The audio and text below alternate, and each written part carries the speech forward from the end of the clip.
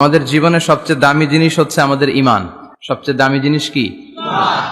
সাইয়েদনা বেলাল আল হাবাশি Umayya ইবনে খালাফ ওনার উপর অত্যাচারের steam roller চালালো, কিন্তু ওনার অন্তর থেকে কালেমার বাণীটা ছিনিয়ে নিতে পারল না। মুসা আলাইহিস সালামের উপর অনেক অত্যাচার চালিয়েছিল ফেরাউন, কিন্তু অন্তর থেকে ঈমানকে ছিনিয়ে নিতে পারে নাই। সাইয়েদনা বেলালকে উত্তপ্ত মরুভূমির মধ্যে শুইয়ে দেয়া হলো, পিঠ জ্বলে যাচ্ছিল, পুড়ে যাচ্ছিল। আপনারা জানেন যে আরব দেশের তপ্ত মরুভূমি এতটাই উত্তপ্ত, ওখানে চাল ফেলে দিলে ওইটা মুড়ি হয়ে যায়। সেটার মধ্যে শুইয়ে দিয়ে বলা হলো এবার আল্লাহরে ডাক। এতক্ষণ ডাকছিল লা ইলাহা ইল্লাল্লাহ, কিন্তু তারপরেও, এত অত্যাচারের পরেও ঈমান ছিনিয়ে নেওয়া যায় নাই। উনি আল্লাহর সংক্ষিপ্ত নাম নিয়ে জিকির করছিলেন। উনি পড়ছিলেন আহাদ। উনি পড়ছিলেন কি? এই আহাদ সূরাতুল ইখলাসের ভেতরে আছে না নাই? কুল হুয়াল্লাহু আল্লাহুস লাম ইয়ালিদ ওয়া লাম ইয়াকুল লাহু কুফুয়ান আহাদ। তো আহাদ হচ্ছে আল্লাহর নাম। এজন্য আমাদের অন্তর থেকে ঈমান ছিনিয়ে নেওয়া এত সোজা না। চিল্লায় বলেন ঠিক কিনা? মুমিনের কাছে সবচাইতে দামি জিনিস হচ্ছে তার ঈমান। ঈমান যদি চলে যায় সে সব হারালো, তার কিচ্ছু নাই। আর ঈমান যদি তার থাকে, তার সব হারিয়ে গেল, তার কিচ্ছু যায় আসে না। চিল্লায় বলেন ঠিক কিনা? এজন্য আমরা সব সময় কামনা করি যে আল্লাহ তাআলা আমাদেরকে ঈমানের সাথে রাখুক। আমরা পড়ি আমিন। এজন্য সব সময় শুকরিয়া করতে হবে একজনের, যিনি আমাদেরকে ঈমানের উপর থাকার তৌফিক এনায়েত করেছেন। তিনি কে? আল্লাহ। আল্লাহর শুকরিয়া কি কম কম না বেশি বেশি? বিশ্বনবী সাল্লাল্লাহু আলাইহি ওয়াসাল্লাম মসজিদে নববীতে সালাতের ইমামতি করছেন। আল্লাহু আকবার বলে নামাজ শুরু করলেন। রুকুতে গেলেন, রুকু থেকে দাঁড়িয়ে পড়লেন সামি আল্লাহু লিমান হামিদা। ফিসফিস আওয়াজে পেছনে থাকা সাহাবারা পড়লেন রব্বানা ওয়ালাকাল হামদ। এক সাহাবী অতিরিক্ত বাড়িয়ে পড়লেন হামদান কাসীরান তাইয়িবান মুবারাকান ফীহি। পারেন না সবাই? পড়েন হামদান কাসীরান তাইয়িবান মুবারাকান ফীহি। আবার আওয়াজ করে পড়েন হামদান কাসীরান তাইয়িবান মুবারাকান ফীহি। বিশ্বনবী সালাত শেষ করলেন, সালাম ফিরালেন, মুসল্লিদের দিকে মুখ ফিরিয়ে বললেন সামি আল্লাহু লিমান হামিদা বলে যখন আমি দাঁড়িয়েছি, তোমরা ফিসফিস করে পড়েছ রব্বানা ওয়ালাকাল হামদ। কে যেন পড়েছ হামদান কাসীরান তাইয়িবান মুবারাকান ফি? কে পড়েছ? আমি তো এটা কখনো শিখাই নাই। কোত্থেকে পেলে? কেন পড়েছ? দাঁড়াও। কেউ দাঁড়ায় না, ডানে বায়ে সামনে পেছনে কেউ দাঁড়ায় না। সবাই ভয় পেয়ে গেছে যে কি যেন কি হয়। বিশ্বনবী অভয় দিলেন, বললেন যে আমি কিছু বলবো না, দাঁড়াও। বিশ্বনবী অভয় দেওয়ার পর এক সাহাবী হাত তুলে দাঁড়িয়ে বললেন ইয়া রাসূলুল্লাহ আমি পড়েছি। বিশ্বনবী বললেন কেন পড়েছ? আমি তো এটা শিখাই নাই। সাহাবী বললেন ইয়া রাসূলুল্লাহ আল্লাহর প্রশংসা আমার কম কম করলে অন্তর জুড়ায় না, আমার করতে মনে চায় বেশি বেশি। এজন্য আমি নিজ থেকে এটা বানিয়ে বাড়িয়ে মিলিয়ে পড়ে দিয়েছি হামদান কাসীরান তাইয়িবান মুবারাকান ফি। বিশ্বনবী বললেন ভয় নাই, চিন্তা নাই, টেনশনের কোনো কারণ নাই, কারণ আমি সালাতে থাকা অবস্থায় দেখেছি তোমার এই অতিরিক্ত 4টা তাসবির সওয়াবটা, 4টা তাসবির সওয়াবটা বিদউ ওয়া 30 মালাইকা, 30-এরও বেশি ফেরেশতা কে কার আগে এই সওয়াবটা আল্লাহর আরশে পৌঁছে দিবে এ নিয়ে আকাশে প্রতিযোগিতা চলছিল। এজন্য আল্লাহর প্রশংসা বেশি বেশি করার দরকার আছে না নাই? বিশ্বনবী সব সময় আল্লাহর প্রশংসা করতেন আর দোয়া করতেন, আল্লাহ আমি যেন বেশি বেশি আপনার প্রশংসা করতে পারি, আমি যেন আপনার শুকরগুজার বান্দা হতে পারি। আল্লাহুম্মা জাআলনি সাবুরা ওয়া জাআলনি শাকুরা ওয়া জাআলনি ফি আইনি সগীরা ওয়া ফি আ'য়ুনিন নাসি কাবীরা। এর মানে হচ্ছে আল্লাহ আপনি আমারে ধৈর্যশীল বানান, আপনি আমাকে শুকরগুজার বানান, আমার চোখে আপনি আমারে ছোট বানান, গোটা বিশ্বের মানুষের চোখে আপনি আমারে বড় বানান। পড়েন আমিন। নিজের চোখে নিজেকে কি করবেন? ছোট। তাহলে মানুষের চোখে বড় বানাই দিবে কে? আল্লাহ। আর নিজেই যদি বলেন আমি বড়, ফেরাউনের মতো আনা রব্বুকুমুল আ'লা, আমি তোদের বড় খোদা, আল্লাহকে তুই হইলি হুদা, ঠিক কিনা? বড় হইতে পারে নাই, পানিতে সুবায় সুবায় আল্লাহ মারছে। চিল্লায় বলেন ঠিক কিনা? পৃথিবীতে কেউ তো স্থায়ী হয় না, হোক না সে ফেরাউন কিবা নমরুদ, কেউ ভবে চিরদিন রয় না, কেউ ভবে চিরকাল রয় না, পৃথিবীতে কেউ তো স্থায়ী হয় না। হোক না সে ফেরাউন কিবা নমরুদ, কেউ ভবে চিরদিন রয় না, কেউ ভবে চিরকাল রয় না। চিল্লায় বলেন ঠিক কিনা? চিরকাল কেউ থাকবে না, কারণ আল্লাহ ছাড় দেয়, তিনি ছেড়ে দেন না। মনে রাখবেন, আল্লাহ কি দেয় আর কি দেয় না। ফেরাউনরে কি দিছিল? ছাড় দিছে, ছাইরা দিছে। নমরুদরে কি দিছে? ছাড় দিছে, ছাইরা দিছে। এখনো দেখা যায় আল্লাহ অনেককে ছাড় দেয়, ঢিল দেয়, সুযোগ দেয়, কিন্তু আল্লাহ ছেড়ে দিবেন না। চিৎকার করে বলেন ঠিক কিনা? এজন্য সব সময় প্রশংসা করব কার? আল্লাহ। খাওয়ার সময় প্রশংসা কার? আল্লাহ। ঘুমানোর সময় আল্লাহ। জিকির করার সময় আল্লাহ। ঘুষ খাওয়ার সময় আল্লাহ। ঘুষ খাওয়া যাবে না। আর রাশি ওয়াল মুরতাশি কিলাহুমা ফিন্নার। ঘুষ যে দেয়, ঘুষ যে নেয়, উভয়ই জাহান্নামী। আল্লাহ ঘুষ থেকে আমাদেরকে বাঁচাও। আমিন। বাংলাদেশে ঘুষ আছে না নাই? আছে। সরকারি অফিসগুলোতে শুধু নাই, বেশি। আল্লাহ ঘুষ থেকে হেফাজত করো, যৌতুক থেকে হেফাজত করো, পর্নোগ্রাফি থেকে হেফাজত করো, হিন্দি সিনেমা থেকে হেফাজত করো, মারামারি কাটাকাটি থেকে তুমি আমাদেরকে হেফাজত করো। গোটা বাংলার জমিনে ঐক্য প্রতিষ্ঠা করার তৌফিক দাও। মদিনার সমাজ যেন আমাদের দেশে প্রতিষ্ঠিত হয়, আল্লাহ তুমি তৌফিক দাও। চিল্লায় পড়েন আমিন। এজন্য বিপদে আপদে মুমিন সব সময় প্রশংসা করে কার? আল্লাহ। আল্লাহর প্রশংসা করে শেষ করা যায়? যাবে? ওয়া ইন তাউদ্দু নি'মাতাল্লাহি লা তুহসুহা। আমার নেয়ামত যদি গুনতে শুরু করে দাও, গুনে শেষ করা যাবে না। আর নেয়ামতের প্রশংসা যদি করো, আমি নেয়ামত আরো বাড়িয়ে দেব। আর যদি প্রশংসা না করো, তাহলে জেনে রাখো আমার শাস্তি বড় কড়া। আমি সব সময় ধরি না, ধরলে সারি না। এজন্য সবসময় প্রশংসা করতে হবে কার? আল্লাহ। বিপদে আপদে সুখে দুঃখে আল্লাহর প্রশংসা। অভিযোগ কমিয়ে দেন, দেখবেন সুখে থাকবেন। এইটা নাই, ওইটা নাই, এইটা পাই নাই, ওইটা পাই নাই, জীবনে এইটা হই নাই রে, ওইটা পাইলাম না রে, এরকম অভিযোগ করে দেদারসে অনেক। এরকম লোক আছে না নাই? এরা অসুখী, এরা অসফল। সফল ব্যক্তিদের একটা গুণাবলী হচ্ছে এরা কমপ্লেইন করে কম, কমপ্লেইন করে কম। তারা শুকরিয়া করে বেশি। দে আর ভেরি গ্রেটফুল। তারা শুকরিয়া করে বেশি। এটা পাই নাই, ওইটা পাই নাই, এগুলো বলবেন না। কারণ আপনি যেটা পাইয়া খুশি না, অনেকে এইটা পাওয়ার জন্য সংগ্রাম করে যাচ্ছে। আপনি এখন যেই জায়গাটাতে আছেন, এই জায়গাটাতে পৌঁছা অনেকে স্বপ্ন। আপনি এটা পেয়ে খুশি না, কিন্তু আপনার জায়গায় পৌঁছার জন্য অনেকে স্ট্রাগল করে যাচ্ছে, সংগ্রাম করে যাচ্ছে। আপনি যেই পজিশনে আছেন, শুধু এই পজিশনে আসাটাই অনেকের স্বপ্ন। তো শুকরিয়া করবেন না কেন? এজন্য সব সময় আমাদের বেশি বেশি শুকরিয়া করতে হবে কার?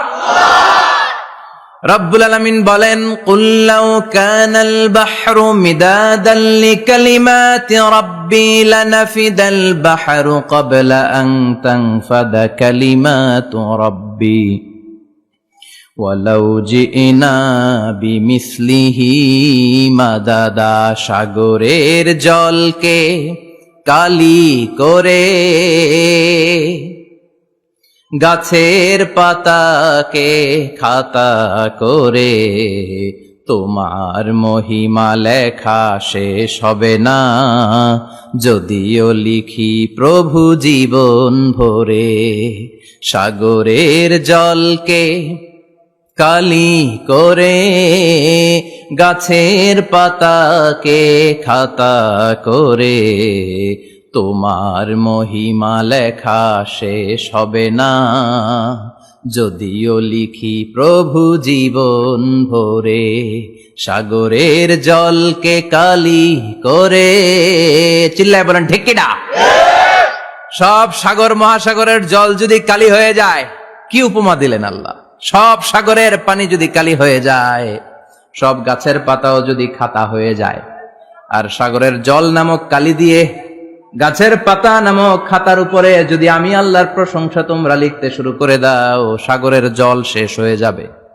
গাছের সব পাতাগুলো ফুরিয়ে যাবে, আমি আল্লাহর প্রশংসা করে শেষ করা যাবে না। সুবহানাল্লাহ বাড়িতে যায় বলবেন। সাগরের জল চারটেখানে কথা। কয়টা সাগর দেখছেন আপনি? কয়টা সাগর ঘুরছেন? প্রশান্ত মহাসাগর দেখছেন আপনি? আটলান্টিক মহাসাগর দেখেছি আমরা? দেখি নাই। প্রশান্ত মহাসাগরের সবচেয়ে গভীর জায়গার নাম মারিয়ানা ট্রেঞ্চ। প্রায় 36,000 ফিট ওইটা ডেপথ, গভীরতা। কয় হাজার ফিট গভীর? আপনার বাড়ির যে পুকুর কয় হাত গভীর? হ্যাঁ, 36,000 ফিট। কেন ইমাজিন, কল্পনা করতে পারেন 36,000 ফিট গভীর এটা মারিয়ানা ট্রেঞ্চ, প্রশান্ত মহাসাগর। আর এই পৃথিবীর সবচেয়ে উঁচু যে পাহাড়টা, এটার নাম মাউন্ট এভারেস্ট। এটার উচ্চতা প্রায় অ্যাপ্রক্সিমেটলি অ্যারাউন্ড 29,000 ফিট। পাহাড়, পৃথিবীর সবচেয়ে উঁচু পর্বত শৃঙ্গ মাউন্ট এভারেস্ট 29,000 ফিট। আর পৃথিবীর সবচেয়ে গভীর সাগর, প্রশান্ত মহাসাগরের সবচেয়ে গভীর জায়গা মারিয়ানা ট্রেঞ্চ, ওইটা নাকি 36,000 ফিট। তাহলে ওই পাহাড়কে তুলে ধরে এনে প্রশান্ত মহাসাগরের সবচেয়ে গভীর জায়গা মারিয়ানা ট্রেঞ্চের উপর যদি ছেড়ে দেয়া হয়, পুরো পাহাড় ডুবে যাবে। সুবহানাল্লাহ নাই? পুরো পাহাড় ডুবে যাবে, উপরে পানি থেকে যাবে প্রায় 7,000 ফিট। আল্লাহু আকবার। এই পৃথিবীর দ্বিতীয় গভীরতম সাগরের নাম আটলান্টিক মহাসাগর। এ সাগরের সবচেয়ে গভীর জায়গার নাম হচ্ছে পুয়ের্টো। এই পুয়ের্টোর গভীরতা প্রায় 33,000 ফিট। কত? আর সবচেয়ে বড় পাহাড় 29,000 ফিট। তো এই সাগরেও যদি বড় পাহাড়টা, পৃথিবীর সবচেয়ে উঁচুতম পর্বত শৃঙ্গকে এনে ছেড়ে দেয়া হয়, পুরো পাহাড় পানিতে তলিয়ে তো যাবেই, এর উপরে আরো পানি থেকে যাবে 4,000 ফিট। সাগর, মহাসাগর, পানি বেশি না কম? জোরে বলেন। কি বিশাল আটলান্টিক মহাসাগর! লম্বায় তো অনেক বড়, আড়াআড়ি ভাবে এটারে ক্রস করে অনেক প্লেন, অনেক বিমান। আগে কনকর্ড ক্রস করত হিথ্রো এয়ারপোর্ট থেকে জন এফ কেনেডি এয়ারপোর্টে ল্যান্ড করার জন্য। ঘন্টায় 1000 মাইল বেগে ছুটতো এই প্লেনগুলো। তারপরেও আড়াআড়ি ভাবে, লম্বায় না, আড়াআড়ি ভাবে আটলান্টিক মহাসাগরকে ক্রস করতে 3-4 ঘন্টা লেগে যেত। প্লেন যদি ঘন্টায় চলে 1000 মাইল বেগে, আর আটলান্টিক মহাসাগরের পাশ যেটা প্রশস্ত, এটা ক্রস করতে যদি 3 ঘন্টা লাগে, তাহলে পাশে কয় হাজার কিলোমিটার? 3,000 কিলোমিটার। সুবহানাল্লাহ কইবেন না? এত বিশাল বিশাল সাগর। সাগর কি, মহাসাগর কি এই দুইটা, যে প্রশান্ত আর আটলান্টিক? না, ভারত মহাসাগর, উত্তর মহাসাগর, দক্ষিণ মহাসাগর, বঙ্গোপসাগর, কৃষ্ণ সাগর, ভূমধ্য সাগর, লোহিত সাগর, চায়না সাগর, শত শত সাগরে ভরপুর মহাবিশ্ব। এই সব সাগরের পানি যদি কালি হয়ে যায়, কি হয়ে যায়? আর পৃথিবীতে যত গাছ আছে, সব গাছের পাতা যদি খাতা হয়ে যায়, গাছ কয়টা আছে কুমিল্লায়? হ্যাঁ, অভাব নাই। তো কুমিল্লাতেই যদি অভাব নাই, তাহলে আফ্রিকার জঙ্গলের কি অবস্থা? কি পরিমাণে গাছ, বৃক্ষরাজি আল্লাহ তৈরি করেছেন। এই সব গাছের পাতা যদি এরকম খাতা হয়ে যায়, আর এই সাগরের জল নামক কালি দিয়ে যদি এই খাতায় আল্লাহর জিকির লিখতে শুরু করেন, প্রশংসা লিখতে শুরু করেন, গাছের পাতাও শেষ, সাগরের পানিও শেষ, শেষ হবে না আল্লাহর জিকির আর প্রশংসা করেন। আল্লাহু আকবার। এজন্য সব সময় প্রশংসা করতে হবে একজন সত্তার, তিনি কে? সে আল্লাহ বললেন, হুয়াল আউয়ালু ওয়াল আখিরু ওয়াল যাহিরু ওয়াল বাতিন ওয়া হুয়া বিকুল্লি শাইইন আলিম। আল্লাহ বললেন, আমার প্রশংসা করবি না কেন? আমি সবার প্রথমে, আমি সবার শেষে, আমি প্রকাশ্যে, আমি গোপনে। কার কথা? প্রথমে কে? জোরে বলেন। প্রথমে আল্লাহ আল্লাহ, শেষেও আল্লাহ আল্লাহ, আকাশে আল্লাহ আল্লাহ, জমিনে আল্লাহ আল্লাহ। পড়েন পড়েন। প্রথমে আল্লাহ আল্লাহ, শেষেও আল্লাহ আল্লাহ, আকাশে আল্লাহ আল্লাহ, জমিনে আল্লাহ আল্লাহ। আবার পড়েন। প্রথমে, শেষেও, আকাশে আল্লাহ আল্লাহ, জমিনে আল্লাহ আল্লাহ। নিখিল জাহান গাই গুণগান, তারে নামে গাই আমরাও গাহি তাআলা, হামদে বারি তাআলা, হামদে বারি তাআলা, হামদে বারি তাআলা। পড়েন আল্লাহু আকবার। তিনিই প্রথম, তিনিই শেষ, তিনিই প্রকাশ্য, তিনিই গোপন, এজন্য প্রশংসা চলবে একজনের। চিল্লায় বলেন কে? আল্লাহ তোমার প্রশংসার জন্য আমরণ আমরা করতে পারি, তৌফিক দাও। জোরে পড়েন আমিন। আমার আগে কথা বলছিলেন হযরত মাওলানা ইয়াহইয়া মাহমুদ দামাত বারাকাতুহু, প্রতিষ্ঠাতা প্রিন্সিপাল শাইখুল হাদিস জামিয়া দারুল উলুম রামপুরা ঢাকা। সুন্দর বয়ান করছিলেন, আমি খাচ্ছিলাম আর শুনছিলাম। প্রামাণ্য বর্ণনা করছিলেন কিভাবে কিয়ামত হবে, কিভাবে আমরা উঠবো হুফাতান ওরাতান মুশাতান গুরলা, উলঙ্গ নেকেড। সেদিন আমাদের গায়ে জামা থাকবে? জ্যাকেট থাকবে খালি। কি থাকবে? কিছু থাকবে, জামা থাকবে না, পায়ে জুতা থাকবে না, পেটে খাবার থাকবে না, খালি থাকবে চিৎকার। সেদিন থাকবে কি? মনে হয় কথাগুলো প্রতিদিন এগুলো রিমাইন্ডার দিবেন নিজেকে যে ওই দিনটার মুখোমুখি আমি হতে যাচ্ছি, আমি কি তৈরি করেছি আখিরাতে নাজাতের জন্য। প্রতিদিন ভাবতে হবে যে দাদা চলে গেল, বাবা চলে গেল, আমিও ওই একই পথের যাত্রী। দ্য ডেস্টিনেশন ইজ সেম, গন্তব্য এক, কেউ আগে কেউ পরে। এটাই ওয়াজ, এটাই দামি ওয়াজ। এটা মনে রাখলেই মানুষ আর চুরি করতে পারে না, মিথ্যা বলতে পারে না, ইফটিজিং করতে পারে না, পরকিয়া করতে পারে না, মতের বিরুদ্ধে গেলে তারে রামদা দিয়ে কোপাইতে পারে না। চিল্লা এখন ঠিক কিনা? এটাই হচ্ছে ইসলাম। আখিরাতের স্মরণ, যিকরাদ্দার, চলে যেতে হবে। ছোট্ট আছি, বড় হব। এই যে দাড়ি পাকা মুরব্বীরা যারা আছেন, ওনার মায়ের পেট থেকে তো এরকম সাদা দাড়ি নিয়ে বেরিয়েছিল না? ছোট্ট বাচ্চা হয়ে এসেছিল, ওনারা ওয়া ওয়া করে কেঁদেছে। শৈশব, কৈশোর, যৌবন, প্রৌঢ়ত্ব, বার্ধক্য, বয়সের ভার, চুল আর দাড়ির শুভ্রতা। আগে ছিল সিঙ্গেল, হয়েছে ডবল, এরপরে হয়েছে মেয়ের বাপ, এরপরে শ্বশুর, এরপরে নানা। This is the circle of life. এটাই সার্কেল, রাউন্ড, এভাবে ঘুরে আবার চলে যেতে হবে। এই চিন্তাটা যদি মাথায় থাকে, ওই লোক টেন্ডারবাজি করতে পারে? চাঁদাবাজি, ইফটিজিং, মিথ্যা বলতে পারে?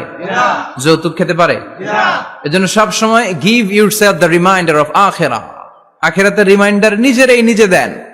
অন্যায় হয়ে গেলে, ভুল হয়ে গেলে রিমাইন্ডার দেন যে থাকতে আসি নাই, চলে যাব।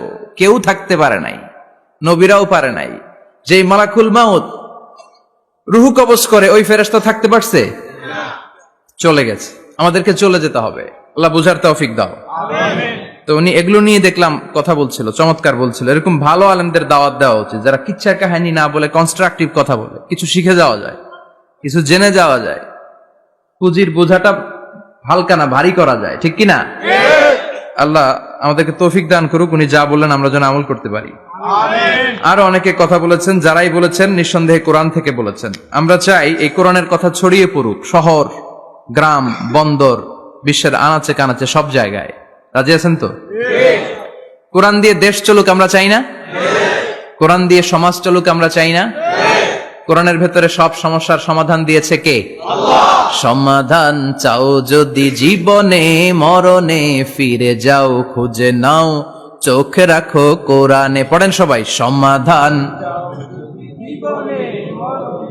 ফিরে যাও খুঁজে নাও, চোখ রাখো কোরআনে।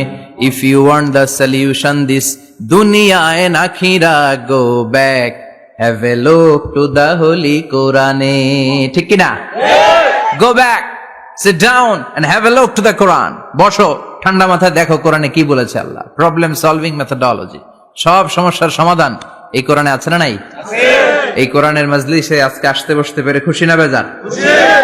কম না বেশি? আসুন আমরা আল্লাহর দরবারে শুকরিয়া জানাই আর পড়ি আলহামদুলিল্লাহ।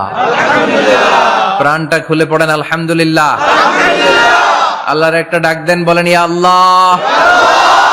আরো জোরে পড়েন ইয়া আল্লাহ। আল্লাহ তুমি কবুল করো। আমরা সরাসরি এই বইটা থেকে এখন কথা শুনবো। এই দেখেন, পৃথিবীর কোন বইয়ে এত ময়লা থাকে না যত ময়লা থাকে কোরআনে।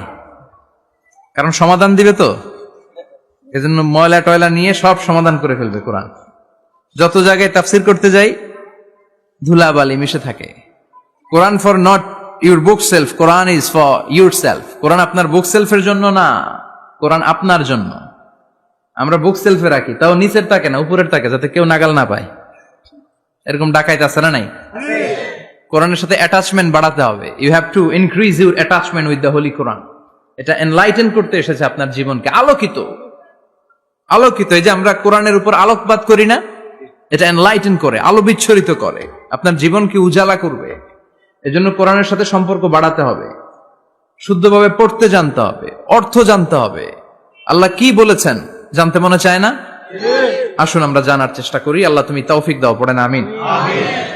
আমি আপনাদের খেদমতে সূরা ইয়াসিন থেকে তেলাওয়াত করছি, টের পাইছেন? ইয়াসিন মুখস্থ আছে কার কার? আল্লাহ কবুল করো, আরো জোরে পড়েন আমিন। তো সূরাতু ইয়াসিন থেকে আজকে আমরা কথা শুনবো, ইনশাআল্লাহ। পড়েন যতটুকু আমাদের সাধ্যে কুলায়। এটা মাক্কি সূরা। সূরা ইয়াসিনটা কি সূরা? বিশ্বনবীর জীবনে দুইটা পর্ব, একটা মাক্কি পর্ব, একটা মাদানী পর্ব। একটা হচ্ছে মাক্কি ইনিংস আর একটা মাদানী ইনিংস। তো এটা হচ্ছে বিশ্বনবীর মাক্কি ইনিংস এর একটা সূরা। মাক্কি ইনিংস এর বৈশিষ্ট্য হচ্ছে বিশ্বনবী তাওহীদের দাওয়াত দিয়েছেন, রিসালাতের দাওয়াত দিয়েছেন, আখিরাতের কথা বলেছেন, একটু নরম নরম কথা বলেছেন। কারণ চারদিকে খালি মাইর, চারদিকে কি কোরআনের কথা বললে মাইর আছে না? মার খেতে হয়, বকা শুনতে হয়। চিল্লা এখন ঠিক কিনা? বিশ্বনবীরে বলা হলো এগুলো ছেড়ে দেন, এগুলো ছেড়ে দেন। সুন্দরী নারী দেব, টাকার পাহাড় দেব, ক্ষমতার চেয়ারে বসিয়ে দেব, সব দিব।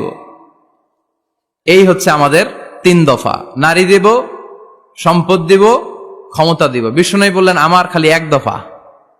আমার কয় দফা? 1 দফা। লা ওয়াদাউ আশ-শামসা ফি ইয়ামিনি, সূর্য যদি ডান হাতেও দাও, ওয়াল কামারা ফি ইয়াসারি, চন্দ্র যদি বাঁ হাতেও দাও, এই কালেমার দাওয়াত থেকে 1 হাতও আমারে পিছনে নেওয়া যাবে না। চিল্লা এখন ঠিক কিনা? মুমিন কখনো ভয় পায় না, মুমিন কখনো পিছু হটে না, মুমিন স্ট্র্যাটেজি চেঞ্জ করে, মুমিন কৌশলী হয়। এই রাস্তা দিয়ে যাওয়া যায় না, বৈশা বৈশা কেঁদে লাভ নাই, রাস্তা আরেকটা খুঁজতে হবে, আরেকটা রাস্তা বানায় নিতে হবে। এটাই হচ্ছে মুমিনের বৈশিষ্ট্য। আল্লাহ তুমি বুঝার তৌফিক দাও। মাদানী ইনিংসে বিশ্বনবী গর্জে উঠলেন, জ্বলে উঠলেন আপন শক্তিতে। তো বিশ্বনবী মাদানী ইনিংসে যেটা করেছেন সেটা হচ্ছে সমাজ সংস্কার করেছেন। He was a very good reformer of the society. As a father, as a husband, as a reformer of the society, as a lawgiver, as a lawmaker, as a commander, and as a messenger, Muhammad is the Superman of the world.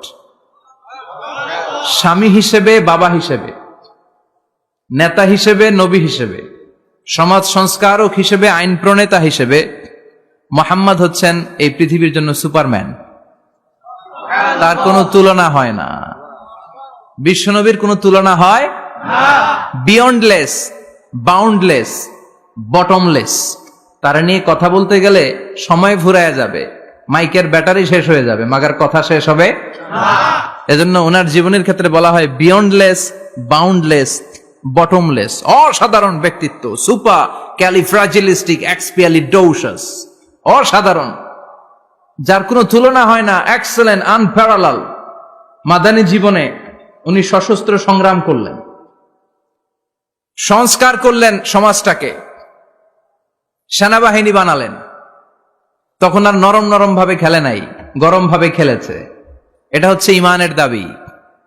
মুমিনরা কৌশলী হয়, যখন যে পরিস্থিতি, ওই পরিস্থিতির সাথে তাদের স্ট্র্যাটেজি তারা পাল্টায়। তো বিশ্বনবীর মাদানী ইনিংসে এই সূরা নাজিল হয়নি, হয়েছে মাক্কি ইনিংসে, মাক্কি সূরা। এই সূরার অনেক ফজিলত, ছোটবেলা থেকেই সূরা ইয়াসিনের অনেক ফজিলতের কথা আমরা শুনেছি না? বিশ্বনবী বলেছেন ইন্না লিকুল্লি শাইইন কলবান ওয়া কলবুল কোরআনি সূরাতু ইয়াসিন। সব জিনিসের একটা কলব আছে, হৃদয় আছে, অন্তর আছে, আর কোরআনের কলবের নাম হচ্ছে সূরা ইয়াসিন। বিশ্বনবী বললেন ইন্না লিকুল্লি শাইইন কলবান, সব জিনিসের একটা কলব আছে। ওয়া ইন্না কলবাল কোরআনি সূরাতু ইয়াসিন, আর কোরআনের কলবের নাম হলো সূরাতু ইয়াসিন। বিশ্বনবী বলতেন ইন্না ফিল জাসাদি মুদগা, দেহে একটা গোশতের টুকরা আছে, ইদা সালুহাত সালুহাল জাসাদু কুল্লু, এই দেহের গোশতের টুকরা যদি ভালো হয়ে যায়, পুরো দেহটারে ভালো করে দেয় কে? আল্লাহ। এই দেহের গোশতের টুকরাটা যদি পচে যায়, পুরো দেহটারে নষ্ট করে দেয় কে? আল্লাহ। বিশ্বনবী বললেন আলা ওয়াহিয়াল কলব, ওই টুকরাটার নাম হলো কলব। টুকরাটার নাম কি? এজন্য কলবের মধ্যে আল্লাহর জিকির বসাইতে হবে। কি বসাবেন? নাকি আয়না বসাবেন? আয়না বসায় না? আয়না বসাইয়া দেমোর নবীর কলবে আয়না বসায় নাই নবী। সাইয়েদনা আবু বকর, ওমর ফারুক কেউ আয়না বসাইছে? আবু হানিফা, শাফিঈ এরা কলবের মধ্যে আয়না বসাইছে? বসাইছে জিকির। চিল্লায় বলেন বসাইছে কি?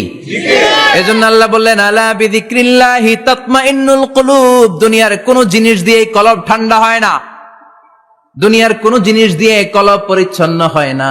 কলব শুধু পরিচ্ছন্ন হয় একটা জিনিস দিয়ে, লা ইলাহা ইল্লাল্লাহ, লা ইলাহা ইল্লাল্লাহু মুহাম্মাদুর রাসূলুল্লাহ সাল্লাল্লাহু আলাইহি ওয়াসাল্লাম। তাহলে কোরআনের একটা কলব আছে। আমাদের দেহে যেমনি কলব আছে, প্রতিটা প্রাণীর যেমনি কলব আছে, অন্তর আছে, কোরআনেরও কলব আছে না নাই? কোরআনের কলবের নাম? চিল্লায় বলেন কোরআনের কলবের নাম। আবার বিশ্বনবী বলতেন রাত্রিবেলা যে ব্যক্তি একবার সূরা ইয়াসিন তেলাওয়াত করে ঘুমাতে যায়, সকালবেলা নিষ্পাপ অবস্থায় তারে ঘুম থেকে জাগাবে কে? আল্লাহ। তাহলে এই সূরার মর্যাদা কম কম না বেশি বেশি? বেশি বেশি তেলাওয়াত করতে রাজি আছেন? সকাল সন্ধ্যা তেলাওয়াত করবেন তো?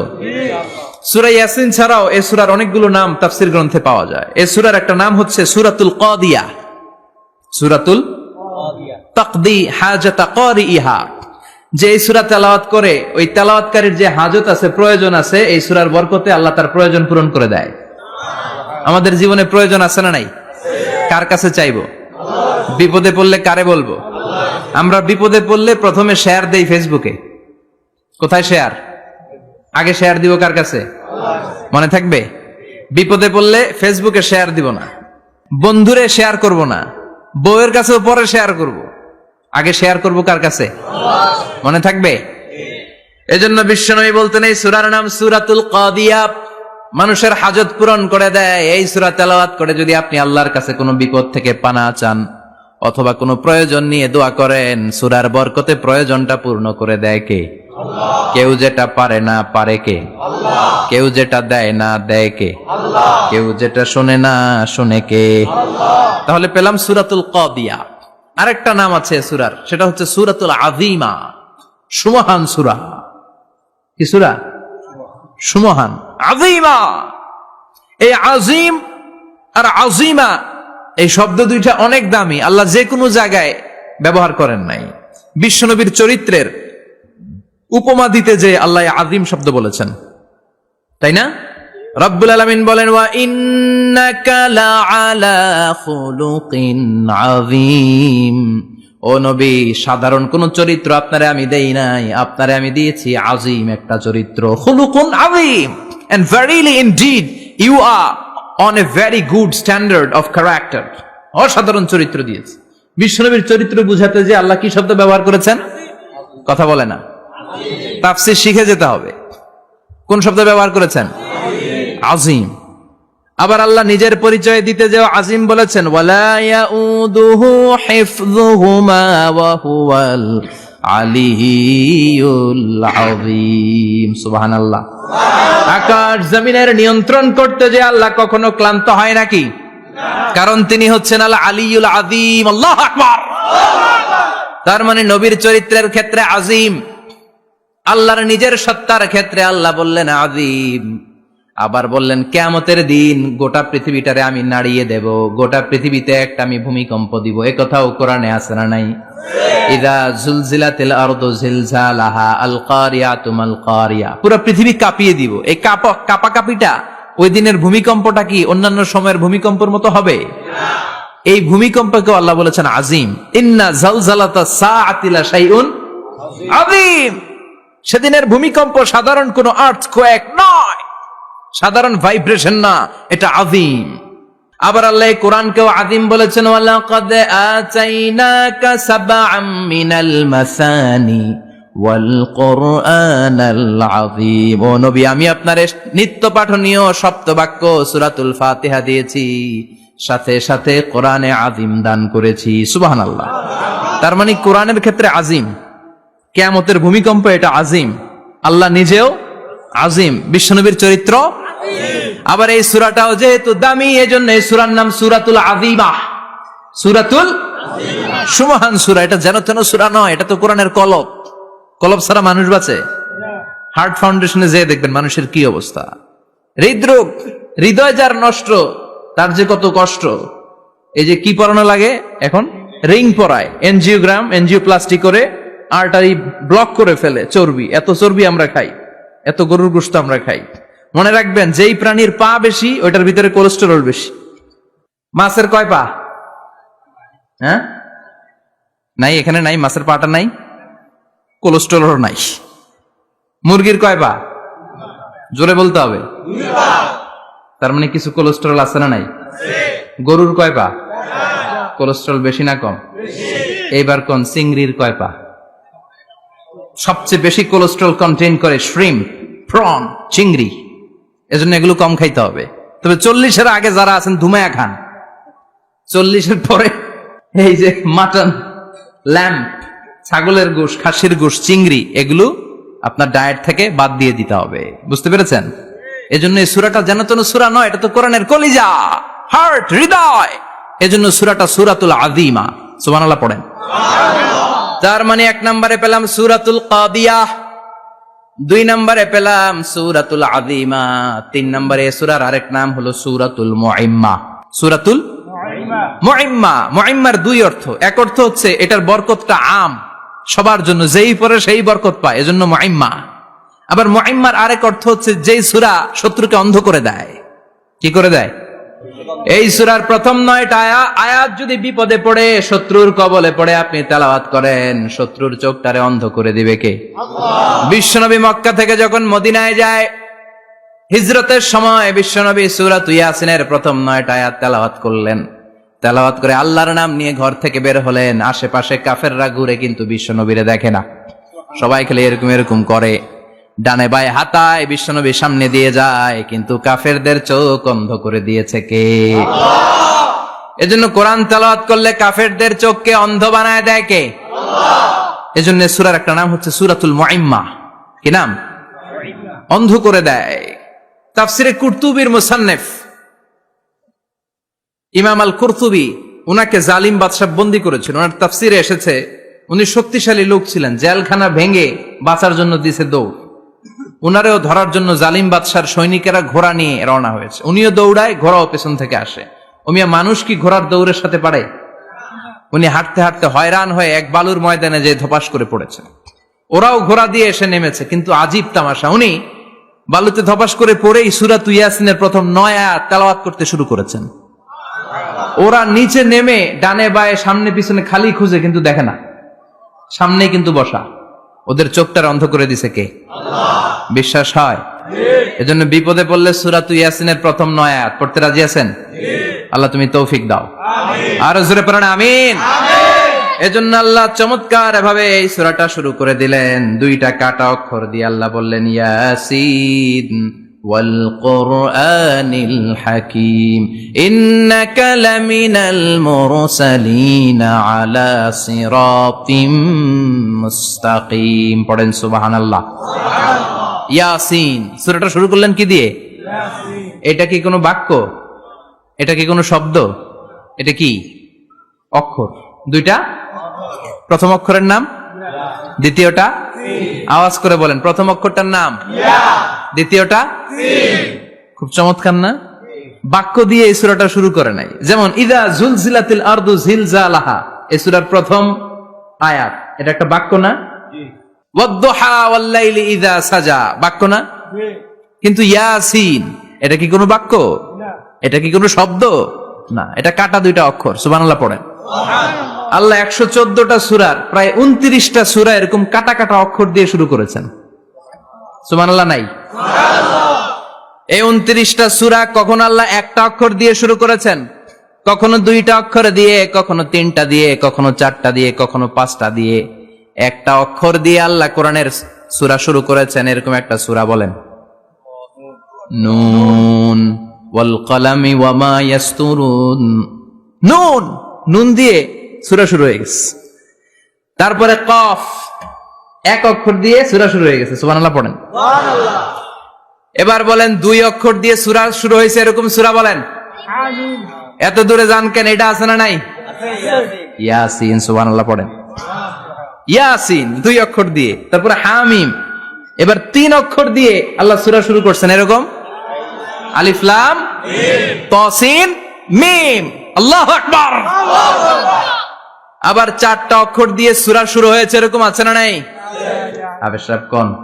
আলিফ লাম মিম র, আলিফ লাম মিম সদ আছে না নাই? আবার 5টা কাটা অক্ষর দিয়ে সূরা শুরু হয়েছে এরকম সূরাও আছে না নাই? সূরা মারিয়ামের শুরুতে কি আছে? কাফ হা ইয়া আইন সাদ, সুবহানাল্লাহ পড়েন। এরকম প্রায় 29টা সূরা আল্লাহ কাটা কাটা অক্ষর দিয়ে শুরু করেছেন, কোন বাক্য দিয়ে নয়, কোন শব্দ দিয়ে নয়। কি দিয়ে? হারফ দিয়ে। হারফ, এই হারফগুলোরে বলে হুরুফ আত-তাহাজ্জি বা হুরুফ আল-মুকাত্তাআত, কাটা কাটা অক্ষর। মনে রাখবেন কোরআনের আয়াতগুলো 2 ভাগে বিভক্ত, একটা মুহকাম, একটা মুতাশাবিহ। মুহকাম মানে যেগুলোর অর্থ আমরা জানি, যেগুলোর ব্যাখ্যা আমরা জানি, যেটার ইন্টারপ্রিটেশন, এক্সপ্লেনেশন আমাদের জানা আছে। আর মুতাশাবিহ আমরা অর্থ জানি না, আমরা ব্যাখ্যা জানি না, এটা দিয়ে আসলে কি বুঝাইছে আমরা কেউ জানে না। জানে একজন, চিল্লায় বলেন তিনি কে? আল্লাহ বললেন ওয়া ইন কুনতুম ফি রাইবিম মিম্মা নাযালনা আলা আবদিনা ফাআতু বিসূরাতিন মিন মিসলিহি ওয়াদউ শুহাদাআকুম মিন দুনিল্লাহি ইন কুনতুম সাদিকিন। আল্লাহ বললেন ও জাহেলি যুগের লোকেরা, শোনো শোনো, এত আরবি কবিতা বানাতে পারো, এত গল্প লিখতে পারো, আরবিতে এত নোবেল বানাতে পারো, উপন্যাস বানাতে পারো, আর্টিকেল লিখতে পারো, আমার নবীর উপর যে কোরআন আমি নাজিল করেছি এই কোরআনের ব্যাপারে অন্তরে যদি কোনো সন্দেহ থাকে, বাপের বেটা হলে পারলে কোরআনের মতো একটা সূরা বানিয়ে নিয়ে আসো। পারছে? কিয়ামত পর্যন্ত কেউ পারবে না। বিশ্বনবী যেই জামানাতে এসেছিলেন ওই জামানায় আরবি ভাষা সাহিত্যের উৎকর্ষতা সাধিত হয়েছিল। আরবি ভাষার এতটা উৎকর্ষ পৃথিবী কখনো দেখে নাই। কবিতা, গদ্য, পদ্য, গল্প, উপন্যাস, রচনা, প্রবন্ধ, আর্টিকেলের শয়লা। এই ভাষা সাহিত্যিকদের চোখে আঙ্গুল দিয়ে আল্লাহ বুঝাতে চাইলেন, এত অর্থ করতে পারো, এত ব্যাখ্যা জানো, এত বড় বড় বুলিয়া ওড়াও, এত কিছু তুমি জানো, তাহলে বলো ইয়াসিন অর্থ কি? সুবহানাল্লাহ কইবেন না? তাইলে বল নুন অর্থ কি? কফ মানে কি? আলিফ লাম রা মানে কি? ফাবুহিতাল্লাযী কাফার। কেউ জানে না, কেউ উত্তর দিতে পারে না। কোন সুবহানাল্লাহ। এটা কোরআনের মুজিজা, এটার অর্থ কেউ জানে না। আর এগুলোর অর্থ নিয়ে খোঁচাখুচি করাও ঠিক না। তবে মুফাসসিরিনে ইকরাম এগুলোর কিছু অর্থ সম্ভাব্য বলার চেষ্টা করেছেন। যেমন ইয়াসিনের অর্থ ইবনে আব্বাস বলেছেন এর অর্থ হতে পারে ইয়া ইনসান, হে মানুষ। সুবহানাল্লাহ পড়েন। কেউ কেউ বলেছে এটার অর্থ হতে পারে ইয়া সাইয়্যিদ আল মুরসালিন।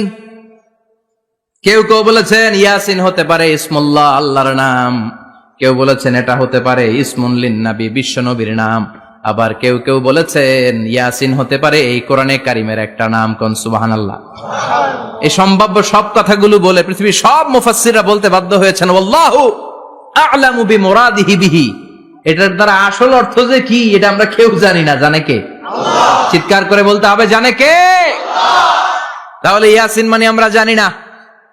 ইয়াসিনের অর্থ আমরা ছেড়ে দেব কার উপর? আল্লাহ। এরপর আল্লাহ বললেন ওয়াল কুরআনিল হাকীম, প্রজ্ঞাময় বিজ্ঞানময় কোরআনের শপথ। ওয়াল কুরআনিল হাকীম, বিজ্ঞানময় প্রজ্ঞাময় কোরআনের শপথ বা কসম। ওয়াল কুরআনিল হাকীম, যে ওয়া, এই ওয়াটারে আরবিতে বলে ওয়া আল কাসামিয়া। কি বলে? ওয়া আল কাসামিয়া, কসম কাটার জন্য আল্লাহ এই ওয়া ব্যবহার করেছেন। যত জায়গায় কোরআনে আল্লাহ কসম কেটেছেন ওই কসমের শব্দটার আগে ওয়া আছে না নাই? ও মিয়া, কোরআনে আল্লাহ সময়ের শপথ করেছেন, কসম কেটেছেন, যুগের কসম কেটেছেন। যুগের সময়ের আরবি হলো আল আসর। এই আসরের আগে ওয়া আছে না নাই? কি বলছে আল্লাহ? ওয়াল আসর, ওয়াল। আবার 3 ফলের কসম আল্লাহ কোরআনে কেটেছেন। কি বলেছেন? ওয়াত্তিন মানে 3-এর কসম। জাইতুনের কসম কেটেছেন, বলেছেন ওয়াজ্জাইতুন। তুর পাহাড়ের কসম কেটেছেন, বলেছেন ওয়াতুরে সিনিন। যত জায়গায় কসম তত জায়গায় ওয়াও আছে না নাই? পাহাড়ের নামে কসম কেটেছেন, আল্লাহ বলেছেন ওয়াতুর। সূর্যের নামে কসম কেটেছেন, আল্লাহ বলেছেন ওয়াশ-শামসি ওয়াদুহাহা। সুবহানাল্লাহ কইবেন না? সুবহানাল্লাহ। ফজরের নামে কসম কেটেছেন, কি বলেছেন? ওয়াল ফাজর, জিলহজ মাসের প্রথম 10 রাতের কসম কেটেছেন, কি বলেছেন? ওয়া লায়ালিন আশার, জোর আর বেজরের কসম কেটেছেন, আল্লাহ বলেছেন ওয়াশ-শাফঈ ওয়াল ওয়াতর। সূরা ইয়াসিনে কাটা কাটা 2টা অক্ষরের পরে রব্বুল আলামিন কোরআনের কসম কেটেছেন, এজন্য আল্লাহ বলেছেন ইয়াসিন ওয়াল কুরআনিল হাকীম। ইয়াসিন ওয়াল কুরআনিল হাকীম, প্রজ্ঞাময় বিজ্ঞানময় কোরআনের শপথ। কোরআনের মধ্যে বিজ্ঞান আছে না নাই? বেশি না কম? বিশ্বাস হয় না নাস্তিকদের কথা বিশ্বাস হয়? নাস্তিকরা বলে কোরআনের মধ্যে বিজ্ঞান নাই, কোরআনের মধ্যে সায়েন্স নাই, কোরআনের ভেতরে টেকনোলজি নাই। কিন্তু কোরআন বলে এমন কিছু নাই, মানুষের প্রয়োজনীয় এমন কিছু নাই যেটা আমার ভিতরে নাই। আল্লাহু আকবার। আল্লাহ বললেন মা ফররাতনা ফিল কিতাবি মিন শাই, কিতাবের মধ্যে আমি কিছু বাদ রেখে দেই নাই।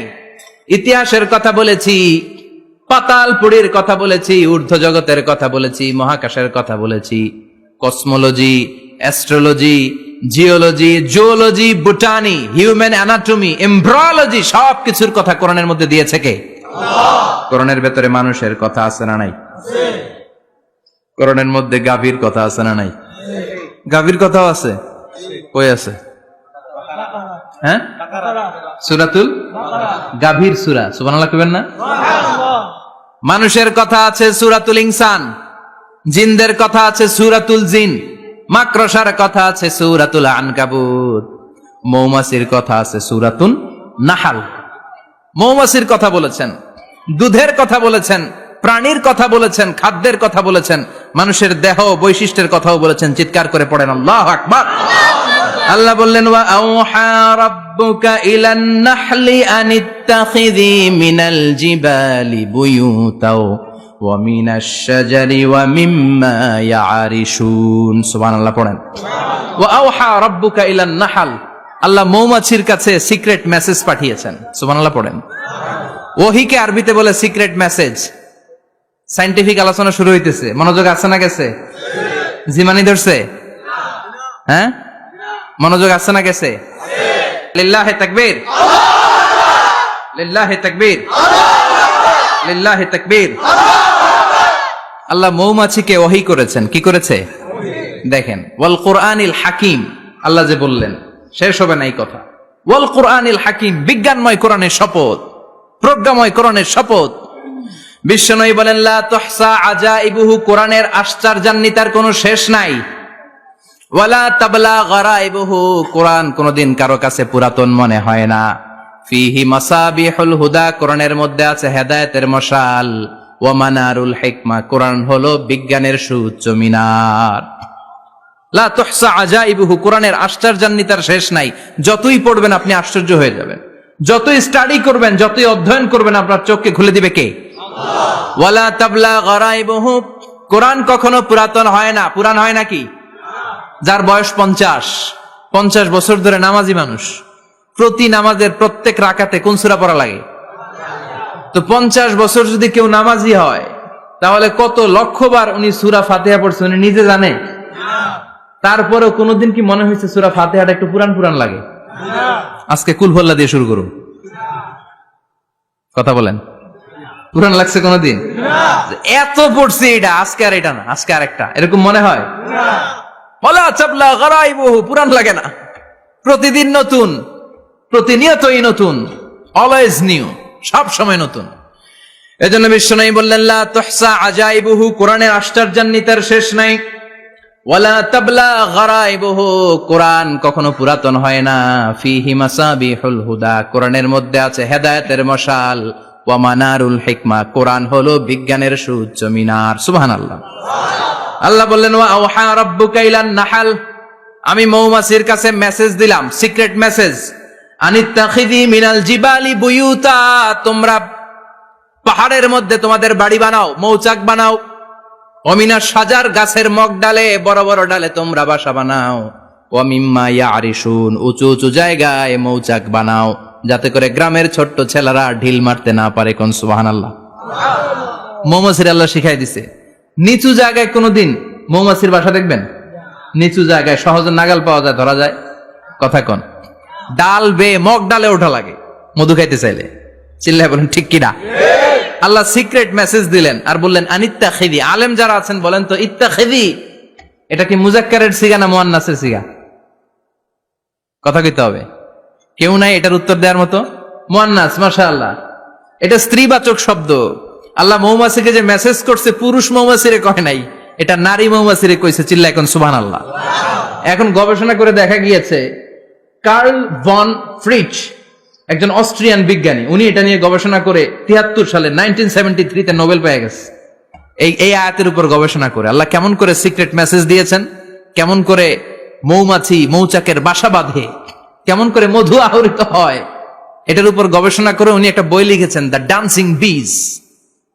নেচে যাওয়া মৌমাছিগুলো, নাচতে নাচতে যেতে থাকা মৌমাছিগুলোর উপর একটা বই লিখে দ্য ডান্সিং বিজ লিখে উনি নোবেল প্রাইজ পেয়েছেন এই মধুর উপরে। চিল্লায় পড়েন আল্লাহু আকবার। এখন কোরআনের আয়াত থেকে বোঝা গেল আনিত্তাখিদি মিনাল জিবালি বুয়ুতা, আল্লাহ নারী মৌমাছিকে বলেছেন মৌচাক বানাও, তোমাদের মধু রাখার জন্য বাসা বানাও। কার্ল ভন ফ্রিচ গবেষণা করে পেয়েছে মৌচাকের বাসা বানানো হয়, মধু আহরণ করা হয়, যেই মৌমাছিটা নেতৃত্ব দেয় এটা পুরুষ মৌমাছি নয়, এটা হলো মহিলা মৌমাছি। কোন সুবহানাল্লাহ। পুরো মৌচাকের মধ্যে মধু আহরণ, মধু নেওয়া, পুরো প্রসিডিউরটা সারার জন্য কোনো পুরুষ মৌমাছি লিডিং দেয় না, লিডিং দেয় একটা নারী মৌমাছি, স্ত্রী মৌমাছি। এজন্য ইত্তাখিদ, ম্যাসকুলিন জেন্ডার ইউজ না করে আল্লাহ বলেছেন ইত্তাখিদি। নারী মৌমাছিকে আল্লাহ অ্যাড্রেস করে বলেছেন যাও মৌচাক বানাও আর এটার মধ্যে মধু আহরণ করো। চিল্লায় পড়েন আল্লাহু আকবার। আল্লাহ বললেন ইত্তাখিদি মিনাল জিবালি বুয়ুতা, পাহাড়ের মধ্যে ঘর বানাও, মিনাশ শাজার গাছের বড় ডালের মধ্যে ঘর বানাও, ওয়া মিম্মা ইয়ারিশুন উঁচু উঁচু জায়গায় ঘর বানাও। উনি গবেষণা পেয়েছেন এই মধুর মধ্যে অসাধারণ কিছু ন্যাচারাল অ্যান্টিসেপটিক আছে। কি আছে? Natural antiseptic. এটার নাম হচ্ছে প্রপিলিস। প্রপিলিস নামে একটা লিকুইড পাওয়া যায় মৌচাকের মধ্যে। এটা কাটা জায়গায় লাগা দিলে স্যাভলন ডেটল কিছু লাগানো লাগবে না, ওই প্রপিলিসের কারণে আপনার কাটা জায়গা এমনি শুকায় যাবে। সুবহানাল্লাহ পড়েন। দ্বিতীয় বিশ্বযুদ্ধে রাশিয়ান যত সৈনিকরা যুদ্ধে আহত হতো ওরা আলাদা করে অ্যান্টিসেপটিক খাইতো না, ওরা মধু আইনা লাগাই দিত আর সুস্থ হয়ে যেত। সুবহানাল্লাহ পড়েন। নিউজিল্যান্ডের কিছু বিজ্ঞানীরা আবিষ্কার করেছে মৌমাছির হুলের ভিতরে রেমিটিক ফিভারের অ্যান্টিবায়োটিক আছে। অনেকের বাত জ্বর হয়, বাতের ব্যথা থাকে না, থাকে, মুরব্বীদের বেশি হয়। ওই জায়গার মধ্যে যদি আপনি মৌমাছি এনে ঢুকাই দিতে পারেন, মৌমাছির হুল লাগাই দিতে পারেন, ভালো হয়ে যাবে। মৌমাছি যখন হুল ফুটে আরাম লাগে না অনেক? খাইছেন? কামড় খাইছেন? হ্যাঁ, মজা লাগে। তো নিউজিল্যান্ডের এই গবেষকরা এরা আবিষ্কার করেছে যে মৌমাছি যদি হুল ফুটিয়ে দেয়, ওইখানে বাতের ব্যথা থাকলে, বেদনা থাকলে এটা ভালো হয়ে যাবে। আমি নিজে দেখেছি, বিবিসি একটা ডকুমেন্টারি, ইজিপশিয়ান একজন ফিজিশিয়ান চিকিৎসক, উনি ওনার বাতের ব্যথায় আক্রান্ত যত রোগীরা আছে ওদের গায়ের মধ্যে মৌমাছি এনে এনে নিজে নিজে হুল ফুটায়। রোগী চিৎকার মারে, ও মাগো, ও আল্লাহ গো, কিন্তু একদিন পরে ব্যথা নাই, আর কয় ভালো হয়ে গেছি। সুবহানাল্লাহ কইবেন না? তো এজন্য এই কার্ল ভন ফ্রিচ 1973 তে দ্য ডান্সিং বিজ লেখে গোটা বিশ্বকে তাক লাগিয়ে দিয়েছে। তার গবেষণার প্রতিটি পয়েন্ট কোরআনের আয়াতের সাথে মিলে যায়। চিৎকার করে পড়েন আল্লাহু আকবার। এই যে আমরা মধু খাই, এই মৌচাকের ভেতরে অন এন অ্যাভারেজ অ্যারাউন্ড 60,000 মৌমাছি থাকে। তিন ভাগে, একটা হচ্ছে কুইন বি, একটা মেল বি, আর একটা হচ্ছে ওয়ার্কার বি। একটা থাকে রানী মৌমাছি, এর নেতৃত্বে সবাই চলে। আর একটা থাকে মেল বি, পুরুষ মৌমাছি, বংশ বাড়ানোর জন্য এদের কাজে লাগে। আর সব হচ্ছে ওয়ার্কার বি, সবাই কাজ করে। আল্লাহ বললেন সুম্মা খুলি মিন কুল্লি সামারাত ফাসলুকি সুবুলা রাব্বিকি যুলুলা। আল্লাহ সিক্রেট মেসেজ দিয়ে বললেন গাছের উপরে বাসাবাদ, পাহাড়ের উপরে মৌচাকের বাসাবাদ, উঁচু উঁচু জায়গায় তোমরা তোমাদের বাসা বাঁধো। সুম্মা কুলি মিন কুল্লি সামারাত, এরপর এলাকার যত মিষ্টি মিষ্টি ফুল আছে, ফল আছে, ওখান থেকে রস নিয়ে আসো। সুবহানাল্লাহ। পুষ্প রস সংগ্রহ করে মধুগুলো, এটার বলে sweet nectar. They collect the sweet nectar from the flowers. এবং মধুর মধ্যে এত চমৎকার জিনিস থাকার কারণ হচ্ছে মৌমাছিগুলো ওই এলাকার সব ধরনের ফুল, ভালো ভালো সুগন্ধযুক্ত ফুল ফল থেকে রস নিয়ে আসে। তো ওই গাছগুলোর মধ্যে বনাজি গাছ আছে না নাই? ঔষধি গাছ আছে না নাই? এজন্য মধুরে বলা হয় সব রোগের ঔষধ। যত বনাজি ঔষধি গাছের নির্যাস আর পুষ্প রস আছে সব আল্লাহ মধুর ভিতরে ঢুকায়া মধুকে আল্লাহ ন্যাচারাল ভ্যাকসিন বানিয়ে দিয়েছেন। চিল্লায়ে পড়েন আল্লাহু আকবার। আল্লাহ বললেন সুম্মা কুলি মিন কুল্লিস সামারাত, সব ফল আর ফুল থেকে নেকটার পুষ্পরস নিয়ে আসো। ফাসলুকি সুবুলা রাব্বিকি যুলুলা, যেমন যেমন গিয়েছিলা পথ চিনায় আবার ফিরে আসো। ইয়াখরুজু মিন বুতুনিহা শারাব, এরপর তাদের পেট থেকে বের হয় শারাব। মুখতালিফুন আলওয়ানু, এক একটা মধুর কালার হয়ে যায় এক এক রকম। কোন সুবহানাল্লাহ। সরষে ফুলের মধু একটু সাদা সাদা হয় না? আমি হচ্ছি মধু খাওয়ার পোক। আমি দেশে বিদেশে যেখানে গিয়েছি ফ্রেশ হানি আমি অনেক খুঁজেছি। ইয়ামানি একটা মধু পাওয়া যায়, ইয়ামানের সাওয়াহিলি এলাকায়, পাহাড়ি এলাকায়, একেবারে কুচকুচে কালো। আবার অনেক মধু আছে কিছুটা খয়েরি এবং হলুদ বর্ণের, কিন্তু সরষে ফুলের যে মধুটা এটা অনেকটা সাদা। এই পুষ্পরস নিয়ে মৌমাছিগুলো মৌচাকের মধ্যে ঢেলে দেয় না, এগুলো খেয়ে ফেলে। প্রত্যেকটা মৌমাছির পেটের ভেতরে আল্লাহ 2টা করে স্টোমাক দিয়েছে, পাকস্থলী। সুবহানাল্লাহ পড়ে। এটাই কার্ল ভন ফ্রিচ দ্য ডান্সিং বিজ বইয়ের মধ্যে লিখেছে গবেষণায়, যে 2টা পাকস্থলী। একটা পাকস্থলী দিয়ে মৌমাছি খায়, নিজে খেয়ে বাঁচে, আর একটা পাকস্থলী দিয়ে এই ফ্লাওয়ার নেকটার পুষ্পরস সংগ্রহ করে ওই পাকস্থলীতে রাখে। ওই পাকস্থলীর ভেতরে আল্লাহ একটা ন্যাচারাল এনজাইম দিয়েছেন, ওই এনজাইমের সাথে ওই পুষ্পরসটা মিক্সড হয়। তারপরে আরেকটা টিউব আছে, ওই টিউব দিয়ে মৌমাছি যে সে বাসার মধ্যে মৌমাছির যে সেখানে সাপ্লাই করে দিয়ে আসে, মধু ঢুকিয়ে দিয়ে আসে। চিল্লায় পড়েন সুবহানাল্লাহ। তার মানে বিষয়টা এমন না ফুলের রস নিয়ে মৌচাকের দিয়ে আসলো, ফুলের রস সে নেয়, তার স্পেশাল একটা স্টোমাকের মধ্যে ঢুকায়, সেখানে এনজাইম দিয়ে পাচক রস দিয়ে আল্লাহ এটাকে সমৃদ্ধ করে দেয়। তারপর আলাদা একটা নল দিয়ে টিউব দিয়ে মৌচাকের ভেতরে ঢুকিয়ে দেয়। কোন সুবহানাল্লাহ। কি অসাধারণ পদ্ধতিতে আল্লাহ মধু বানালেন। আর কি সুন্দর মধু হাতের মধ্যে লয়া জিব্বা দিয়া চাটে আর গান গায়, মধু হই হই বিষাবাইলা। আছে না নাই? আল্লাহ শুকরিয়া নাই? চিৎকার করে বলেন শুকরিয়া করতে হবে কার? আল্লাহ বললেন ইয়াখরুজু মিন বুতুনিহা, এটা মধু সরাসরি চলে আসে না, ওর পেট থেকে বের হয়। মুখতালিফুন আলওয়ানুহু, বিভিন্ন রঙের মধু। আছে না নাই? ব্ল্যাক কালারের মধু হয়, হোয়াইট হানি হয়, অর্গানিক হানি হয়, ক্রিমড হানি হয়। কত ধরনের মধু যে আল্লাহ পৃথিবীতে রেখেছে তার ইয়ত্তা নাই।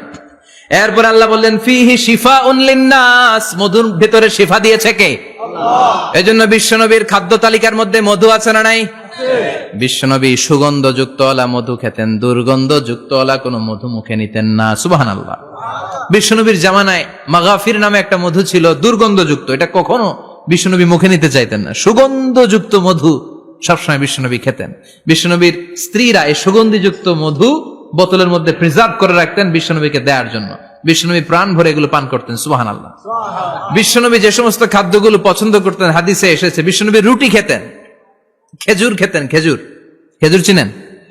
বালাহ, তামার, দুধ খেতেন, এই মধু খেতেন, জব খেতেন, বার্লি খেতেন, লাউ খেতেন, রুম্মান, ডালিম ফল, আনার ফল।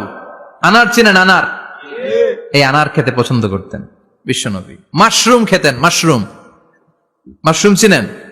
ব্যাঙ্গের ছাতার মতো। রেস্টুরেন্টে ইদানিং মাশরুমের স্যুপ পাওয়া যায়, এটা খাবেন। যাদের চোখের জ্যোতিতে সমস্যা, দৃষ্টিতে সমস্যা, খাবেন। হাদিসে এসেছে আল কামআতু মিনাল মান ওয়া মাউহা শিফাউন লিল আইন। মাশরুম হলো মান্না সালোয়ার মতো খাবার। মাশরুমের স্যুপ যারা খাবে, চোখের জ্যোতি যাদের কম, তাদের চোখের জ্যোতি বাড়িয়ে দিবে কে? বুখারীর বর্ণনা, কানা রাসূলুল্লাহ ইউহিব্বুল হালাওয়া ওয়াল আসাল। বিশ্বনবী মিষ্টান্ন খেতে বড্ড পছন্দ করতেন, আবার বিশ্বনবী বেশি বেশি মধু খেতে পছন্দ করতেন। সুবহানাল্লাহ।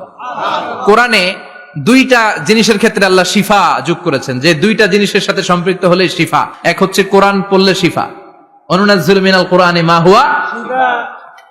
আবার কোরআনে এই আয়াতের ক্ষেত্রে বলা হয়েছে শিফা ফিহি শিফাউন লিন্নাস। এজন্য সাইয়েদানা ইবনে মাসউদ এই উম্মাহকে উদ্দেশ্য করে বলেছেন আলাইকুম বিশিফাইন, তোমাদের উচিত 2টা জিনিস থেকে শিফা নেয়া। এক হলো কোরআন, 2 হলো আসাল মানে মধু। কোন সুবহানাল্লাহ। কোরআন তেলাওয়াত করলে অসুস্থরে সুস্থ করে দেয় কে? সূরা ফাতিহা তেলাওয়াত করলে অসুস্থকে সুস্থ বানিয়ে দেয় কে? আবার মধু খেলে সুস্থ বানিয়ে দেয় কে? মধু খেয়ে প্রশংসা করবেন কার? নাকি মধু হই হই বিষাবাইলা বলবেন এগুলো কখনো? খাঁটি মধু খেতে হবে, খাঁটি মধু খেতে হবে। তাহলে ফিহি শিফাউন লিন্নাস। কত কিছু দিয়ে যে আল্লাহ এটাকে সমৃদ্ধ করেছেন। এটার মধ্যে গ্লুকোজ আছে, এটার মধ্যে সুক্রোজ আছে, ফ্রুকটোজ আছে, প্রোটিন আছে, মিনারেলস আছে, ক্যালসিয়াম আছে, ভিটামিন আছে। খাইলেই শরীর গরম হয়ে যায়। সুবহানাল্লাহ। এজন্য শীতকালে বেশি বেশি খাবেন, জাম্পার লাগবে না। শীতকালে মধু খেয়ে রাত্রে বেলায় বের হবেন, আর মাফলার পেঁচিয়ে বেরোয়া লাগবে না। সুবহানাল্লাহ পড়েন। তার মানে আল্লাহ বললেন ইয়াসিন ওয়াল কোরআনিল হাকিম, প্রজ্ঞাময় বিজ্ঞানময় কোরআনের কসম। কোরআনের ভেতরে বিজ্ঞান আছে না নাই? বিজ্ঞানের কথা এই তো শুরু করলাম, আজকে সারা রাত বিজ্ঞানের কথা বলবো। থাকবেন কতক্ষণ? হ্যাঁ, স্লোগান দেন লিল্লাহি তাকবীর। এরপরে আল্লাহ বললেন গোলাম ওয়া ইন্না লাকুম ফিল আনআমি লাইবরা, প্রাণীকুলের দিকে নজর করে তাকাও। প্রাণীকুলের মধ্যে আমি তোমাদের জন্য নিদর্শন রেখেছি। নুসকিকুম মিম্মা ফি বুতুনিহি, এই প্রাণীকুলের পেট থেকে একটা চমৎকার জিনিস আমি বের করে দেই, এটার নাম হচ্ছে দুধ। এটা কি? দেখেন, একই আয়াতের মধ্যে আল্লাহ মধুর কথাও বললেন, আবার দুধের কথাও বললেন। দুধটা কিভাবে হয়, উৎপন্ন হয়, মধু কেমনে হয়, ইঞ্চি ইঞ্চি কথা এই কোরআনের ভেতরে তুলে ধরলেন কে? আল্লাহ বললেন মিমবাইনি ফারসিউ ওয়া দামিল লাবানা, গোবর আর রক্তের মাঝখান দিয়ে আমি দুধ বের করি। সুবহানাল্লাহ পড়েন।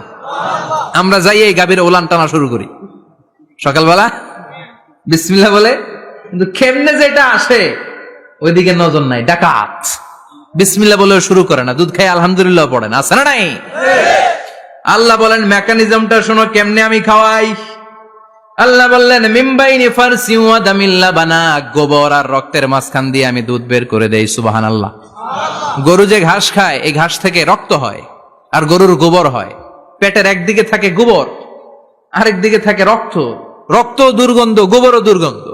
রক্তও নাপাক, গোবরও নাপাক। এই দুই নাপাক আর দুর্গন্ধের মাঝখান দিয়ে সুগন্ধযুক্ত দুধ বের করে দেয় কে?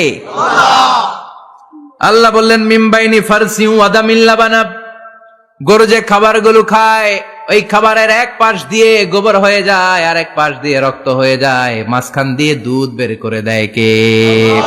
What a amazing mechanism of discharging milk from animals body. Amazing mechanism. একদিক দিয়ে গোবর দুর্গন্ধ, আরেক দিক দিয়ে ঘাস খাওয়ার কারণে রক্ত হয়, মাঝখান দিয়ে দুধ বের হয়ে যায়। সুবহানাল্লাহ। আবার বাছুর ছাড়া দুধ পাওয়া যায় না। গাভী আছে কার কার? হাত তোলেন তো। বাছুর ছাড়া দুধ পাওয়া যায়? শুধু গাভী, বাছুর নাই, দুধ আসবে? আবার এই যে বিশাল বড় ওলান, 20 কেজি দুধ দেয় প্রতিদিন, এই ওলান কাটলে দুধ পাওয়া যায়? এক ফোঁটা দুধও ওলানটা কেটে টুকরা টুকরা করলে আপনি পাবেন না। এটা আলাদা মেকানিজম। এটা ভিতর থেকে একটা নির্যাস। বাছুর নিয়ে দুইটা ঢু মারবেন, ওই নির্যাস দিয়ে দুধ বেরোতে থাকবে গোবর আর রক্তের মাঝখান দিয়ে। এজন্য বিশ্বনবী বলতেন বেশি বেশি দুধ খাও। দুধ হলো সুষম খাদ্য। পৃথিবীতে আবিষ্কৃত যত খাবার আছে, দুধের চাইতে ভালো খাবার আছে নাকি? কথা কন। মানুষ পানি খেয়ে 3-4 দিন বাঁচে জানেন, আর পানির মধ্যে লবণ দিলে 7-8 দিন বাঁচতে পারবেন। আর দুধ পাইলে আজীবন বাঁচবেন। দুধ খেয়ে যদি হজম করতে পারেন, দুধ খেয়ে হজম করতে পারলে আজীবন বেঁচে যাবেন। সুষম খাদ্য। বিশ্বনবী যে রাতে মেরাজে যাবেন, সিদরাতুল মুনতাহা পার হওয়ার পরে বিশ্বনবীর পরীক্ষা শুরু হলো। বিশ্বনবীকে বুখারীর বর্ণনা 3টা গ্লাস দেয়া হলো। কাদাহ ফিহি লাবান, এক গ্লাসের মধ্যে দুধ ছিল। ওয়া কাদাহ ফিহি আসাল, আরেক গ্লাসের মধ্যে ছিল মধু, আরেক গ্লাসের মধ্যে ছিল মদ। কাদাহুন ফিহি খামার। বিশ্বনবীকে 3টা গ্লাস দিয়ে বলা হলো নবী চুজ করেন কোনটা নেবেন। এক গ্লাসে মধু, আরেক গ্লাসে দুধ, আরেক গ্লাসের মধ্যে বিশ্বনবীকে দেয়া হলো মদ। বিশ্বনবী বললেন যে এই গ্লাসের ভেতরে দুধ আছে, আমি ওই পেয়ালাটা নিলাম। সাইয়েদনা জিবরাইল বললেন ইয়া রাসূলুল্লাহ আখাসতাল ফিতরা, আপনি যেমন নিছেন তেমন। সুবহানাল্লাহ কইবেন না? বিশ্বনবী দুধ খেতে পছন্দ করতেন। আর বিশ্বনবী বলতেন আলাইকুম বি আলবানিল বাকার, বেশি বেশি গরুর দুধ খাবা। ফা ইন্নাহা তুরাম্মু মিনাল আশজার, কেননা এটা সবুজ লতা পাতা ঘাস পাতার নির্যাস। গরু কি খায়? ঘাস খায় না? এই ঘাসের নির্যাস হচ্ছে দুধ। বিশ্বনবী বলতেন বেশি বেশি দুধ খাবা। ফিহি শিফা, এর মধ্যে শিফা আছে। ফি লাবানিহা শিফা ওয়া লুহুমিহা দা, গরুর দুধে আছে শিফা, গরুর গোশতের মধ্যে আছে রোগ। সুবহানাল্লাহ কোন। কত বড় ফিলোসোফার বিশ্বনবী। বিশ্বনবী বলে গিয়েছেন গরুর দুধ বেশি খাও, কিন্তু গোশত বেশি খাইও না। আর আমরা গরুর গোশত পাইলে কোপায় ফেলাই। সাদা ভাত আর ঝাল গরুর মাংস যদি হয়, ওই যে অনেকের জিহ্বায় পানি চলে আসছে। সুবহানাল্লাহ কইবেন না? বিশ্বনবী বলতেন দুধ খাও, গোশত খাইও কম। গরুর গোশত কম খাবা, গরুর দুধ বেশি খাবা, সুস্থ রাখবে কে? আবার বিশ্বনবী মায়েদেরকে বলেছেন, ও মায়েরা, সন্তান হওয়ার পরে 2 বছর দুধ খাওয়াবা। আল্লাহু আকবার। ওয়াল ওয়ালিদাতু ইউরদি'না আওলাদাহুন্না হাওলাইনি কামিলাইনি লিমান আরাদা আন ইউতিম্মার রাদা'a। সন্তান যারা পেয়েছো মায়েরা, বোনেরা, 2 বছর দুধ খাওয়া সন্তানকে সুস্থ রাখবে কে? বাচ্চা ডেলিভারির পরপরই আল্লাহ তাআলা মায়ের বুকে একটা দুধ দেয়, এটাকে বলে শাল দুধ। এটা হচ্ছে বাচ্চার জীবনের প্রথম প্রাকৃতিক টিকা। সুবহানাল্লাহ কয় না? এটা বেবির জীবনে ন্যাচারাল প্রাকৃতিক টিকা, প্রতিষেধক আল্লাহ দিয়ে দিয়েছে। আপনার বাচ্চাকে টিকা দিন, স্লোগান আছে না? 5টা 7টা টিকা দেয়া লাগে, প্রথম টিকাটা আল্লাহ নিজেই ফ্রি দিয়ে দিছে। এটা শাল দুধের ভেতরে পাওয়া যায়। এজন্য বাচ্চাকে শাল দুধ খাওয়াতে হবে, তার ব্রেনের গ্রোথ হবে, সে শক্তিশালী হবে, সে দেশপ্রেমিক হবে, সে আল্লাহওয়ালা হবে। চিল্লা এখন ঠিক কিনা? যে মায়েরা বাচ্চারে দুধ খাওয়ায় ওই বাচ্চারা মায়েরে ভালোবাসে বেশি। আর যেই মা গুলো বাচ্চারে দুধ না খাওয়ায় আর ডানু খাওয়ায়, আর কি কি আছে, হরলিক্স আর সিরালেক, কমপ্লেন, যারা এগুলো খাওয়াবে, ডানু খাওয়াবে, যারা ল্যাকটোজেন খাওয়ায়, যারা বুকের দুধ খাওয়াতে চায় না কোনো কারণ ছাড়া, 2 বছর বাচ্চারে দুধ দিতে চায় না, এই বাচ্চাগুলো বড় হলে ওই মারে বৃদ্ধাশ্রমে দিয়ে আসবে। কথা কন, কথা কন। এজন্য মায়েরা, বোনেরা, সন্তান হলেই তাকে বুকের দুধ দিয়ে আল্লাহর পক্ষ থেকে যে টিকাটা, এই টিকাটা পেটের ভিতরে ঢুকাই দিতে হবে। চিল্লা এখন ঠিক কিনা? এটা হচ্ছে ন্যাচারাল টিকা। এজন্য আল্লাহ বললেন, ইয়াসিন ওয়াল কোরআনিল হাকিম। ইয়াসিন, বিজ্ঞানময় কোরআনের শপথ। কোরআনের মধ্যে বিজ্ঞান আছে না নাই? অভাব নাই। কয়টা শুনবেন? আল্লাহ কসমোলজির কথা বলেছে, অ্যাস্ট্রোলজি কথা। কসমোলজি হচ্ছে সৃষ্টি তত্ত্ব। কসমোলজি কি? সবাই বলেন, কসমোলজি কি? আল্লাহ বললেন, আওয়ালাম ইয়ারাল্লাযীনা কাফারু আন্নাস সামাওয়াতি ওয়াল আরদা কানাতা রাতকান ফাফাতাকনাহুমা। কাফেররা কি দেখে না মহাবিশ্বের সবকিছু একসাথে মিলে ঝিলে ছিল, বিশাল এক বিস্ফোরণের মাধ্যমে আমি মহাবিশ্ব তৈরি করেছি। সুবহানাল্লাহ। আদিতে, শুরুতে কিন্তু সব আকাশ, বাতাস, জমিন, চন্দ্র, সূর্য, নক্ষত্র, গ্রহ, নীহারিকা পুঞ্জ, গ্যালাক্সি, ব্ল্যাক হোল, সবকিছু মিলেমিশে একসাথে ছিল। এটার ঘনত্ব ছিল খুব বেশি। মহাবিশ্বের সবকিছু ছিল একটা বিন্দু। এটাকে বিজ্ঞানীরা নাম দিয়েছে দ্য সিঙ্গুলারিটি, মহা একত্ব। এরপর একটা প্রচন্ড বিস্ফোরণের মধ্য দিয়ে মহাবিশ্ব সৃষ্টি হয়েছে। এটার ওরা নাম দিয়েছে বিগ ব্যাং থিওরি। কি নাম?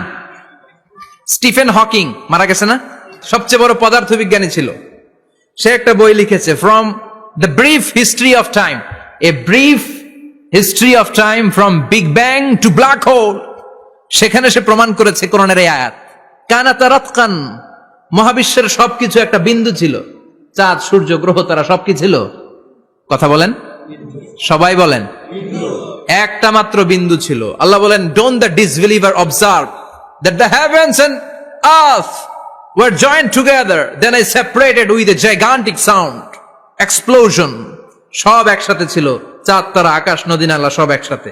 তারপরে একটা বিকট বিস্ফোরণের মধ্য দিয়ে পৃথিবী হয়েছে, চাঁদ হয়েছে, চন্দ্র হয়েছে, সূর্য হয়েছে, মহাবিশ্বের সবকিছু এই মহাবিস্ফোরণের মধ্য দিয়ে হয়েছে। চিৎকার করে পড়েন আল্লাহু আকবার। এই যে ছোট্ট পৃথিবীতে আমরা বসে আছি, এই পৃথিবীর চেয়ে সূর্য 13 লক্ষ গুণ বড়। চিল্লায় পড়েন আল্লাহু আকবার। এটা কি বাড়ির কাছের কথা? 13 লক্ষ গুণ বড়, কল্পনা করা যায়? তার মানে কি সূর্যই সবচেয়ে বড়? না, সূর্যের চেয়ে অনেক বড় বড় তারা আছে। ব্যাটেল জিউস নামে একটা তারা আছে মহাকাশে, যেটা যে সূর্য পৃথিবীর চেয়ে 13 লক্ষ গুণ বড়। এই ব্যাটেল জিউস তারা সূর্যের চেয়ে 33 কোটি গুণ বড়। এই ব্যাটেল জিউস তারাটাই কি সবচেয়ে বড়? না, এর চেয়েও কত বড় তারা যা আছে কোনো হিসাব নাই। এরকম বিশাল বিশাল তারা ঘুরতে ঘুরতে মাওয়াকিউন নুজুম, ব্ল্যাক হোল নামে একটা রেঞ্জ আছে।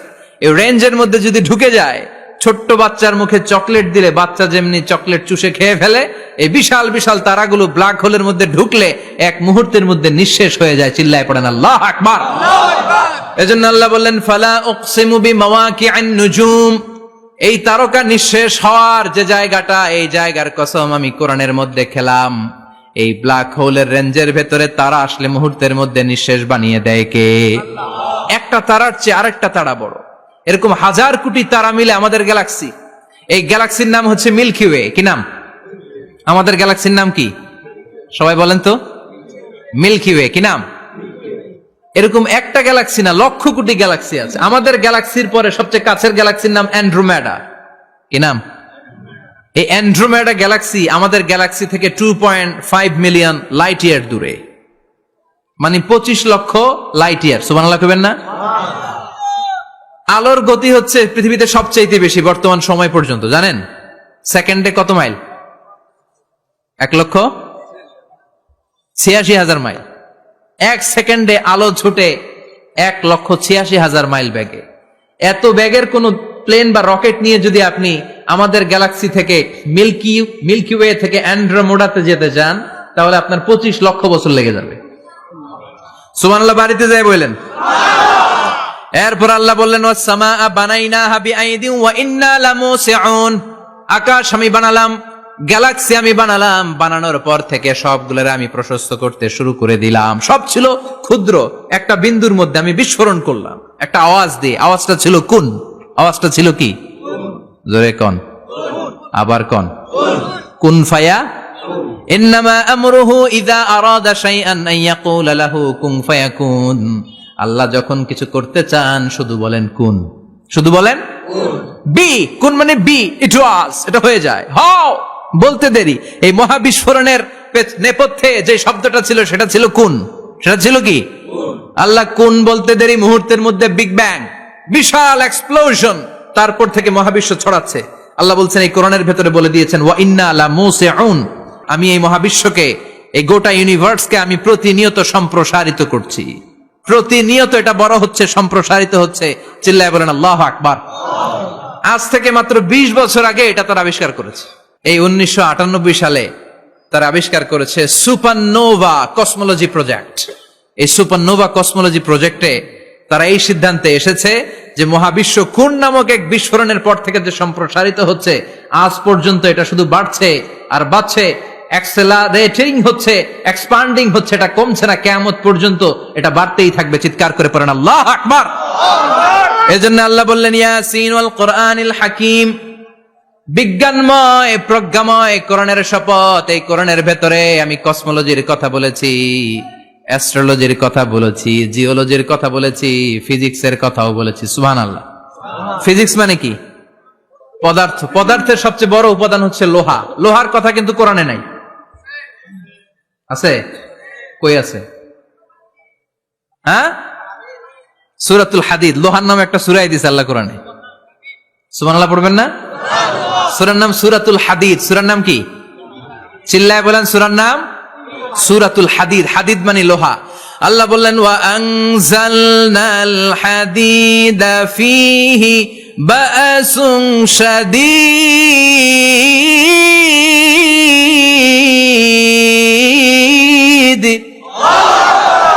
ওয়া আনজালনাল হাদিদ ফীহি বা'সুন শাদীদ। আমি লোহা নাজিল করলাম, আর লোহার ভেতরে আমি ভয়ঙ্কর শক্তি ঢুকাইয়া দিলাম। সুবহানাল্লাহ। ফীহি মানাফিউ লিন-নাস। লোহার ভেতরে মানুষের জন্য অনেক কল্যাণ আছে। সুবহানাল্লাহ। লোহা ছাড়া পৃথিবীতে কিছু হয়? আংটি বানাতে লোহার দরকার আছে না নাই? ঘড়ি বানাতে, গাড়ি বানাতে, বাড়ি বানাতে, মোবাইল বানাতে, হেলিকপ্টার, প্লেন, রকেট, মাইকের স্ট্যান্ড। সুবহানাল্লাহ কোন? এমন কোন জিনিস নাই যেটার মধ্যে লোহা লাগে না। এজন্য আল্লাহ বললেন, এই লোহার নামে আমি একটা সূরা ডেডিকেট করলাম, ওয়া আনজালনাল হাদিদ ফীহি বা'সুন শাদীদ। আমি লোহাকে নাজিল করেছি। আল্লাহ বলেছেন, খেয়াল করে শব্দটা শুনেন, ওয়া আনজালনাল হাদিদ। আমি লোহাকে উপর থেকে নাজিল করেছি। কি করেছি? কথা বলেন। তার মানে লোহা পৃথিবীতে ছিল না, নাজিল করছে কে? লোহা পৃথিবীতে ছিল? পৃথিবীতে ছিল। পৃথিবীতে থাকলে নাজিল করবেন কেন? এই যে কোরআনটা পৃথিবীতে আগে ছিল, নাজিল করছে কে? কোন ফেরেশতাকে দিয়ে? সাইয়েদনা জিবরাইল। কোন নবীর উপর? বিশ্বনবী মুহাম্মদুর রাসূলুল্লাহ। আল্লাহু আকবার। তার মানে ওহী পৃথিবীতে ছিল না, আল্লাহ উপর থেকে নাজিল করেছেন। নুজুল মানে উপর থেকে নিচের দিকে আসা। এই নুজুল শব্দ ব্যবহার করে আল্লাহ বললেন, ওয়া আনজালনাল হাদিদ। লোহাকে আমি নাজিল করেছি। তার মানে লোহা পৃথিবীর উপাদান নয়, লোহা এসেছে উপর থেকে, কোন সুবহানাল্লাহ। বিজ্ঞানীরা, পদার্থবিদ যারা গবেষণা করে এটাই পেয়েছেন, লোহা আসলে পৃথিবীর না। লোহা পৃথিবীতে উৎপাদন করা হয় নাই। লোহার যে মলিকিউল, অণু আছে, লোহার একটা অণু তৈরি করার মতো ক্ষমতা পৃথিবীর নাই। ইভেন এই সৌরজগতের কোনো কিছু নাই, সূর্যের তাপেও লোহা তৈরি হতে পারে। লোহার ছোট্ট একটা অণু তৈরি করতে কমপক্ষে 1 কোটি ডিগ্রি সেলসিয়াস তাপের প্রয়োজন হয়। তার মানে এটা পৃথিবীর কোনো উপাদান নয়, এটা আনজালনাল হাদিদ। আল্লাহ বলেন, মহাবিস্ফোরণের কারণে গলিত অন্য কোন তারার ভেতর থেকে লোহার উপাদান আমি পৃথিবীর ভিতরে এনে ঢুকিয়ে দিয়েছি। তার মানে পদার্থের কথা কোরআনে আছে না নাই? সুবহানাল্লাহ কইবেন না? এরপরে বায়োলজির কথা আছে না নাই? বায়োলজিক্যাল অ্যাসপেক্ট অফ মাউন্টেন্স, কেমন করে পাহাড়ি রেঞ্জ তৈরি হলো, আছে না নাই? ওয়াজআলনাল জিবালা আওতাদা, পাহাড়কে আমি পেরেক মেরে দিয়েছি। অমিয়া কাঠের ভেতরে যখন পেরেক মারেন, পেরেকের বেশিরভাগ অংশ কাঠের ভেতরে ঢুকে যায়, উপরে দেখা যায় সামান্য, ঠিক কিনা? তো লোহা যদি আল্লাহ পেরেক মারেন, উপরে যা দেখা যায় এটা সামান্য, আসল পাহাড় তো মাটির নিচে। সুবহানাল্লাহ কইবেন না? আসল পাহাড় কোথায়? পেরেক যদি কাঠের মধ্যে ঢুকিয়ে দেন, পুরো পেরেকটা কাঠে ঢুকে যায় না, উপরে দেখা যায় কদ্দুর? সামান্য। পাহাড়ের যা আপনি দেখেন এটা তো পেরেকের মাথা, পুরো পাহাড়টা আল্লাহ জামিনের ভেতরে গেড়ে দিয়েছেন। চিল্লায় পড়েন আল্লাহু আকবার।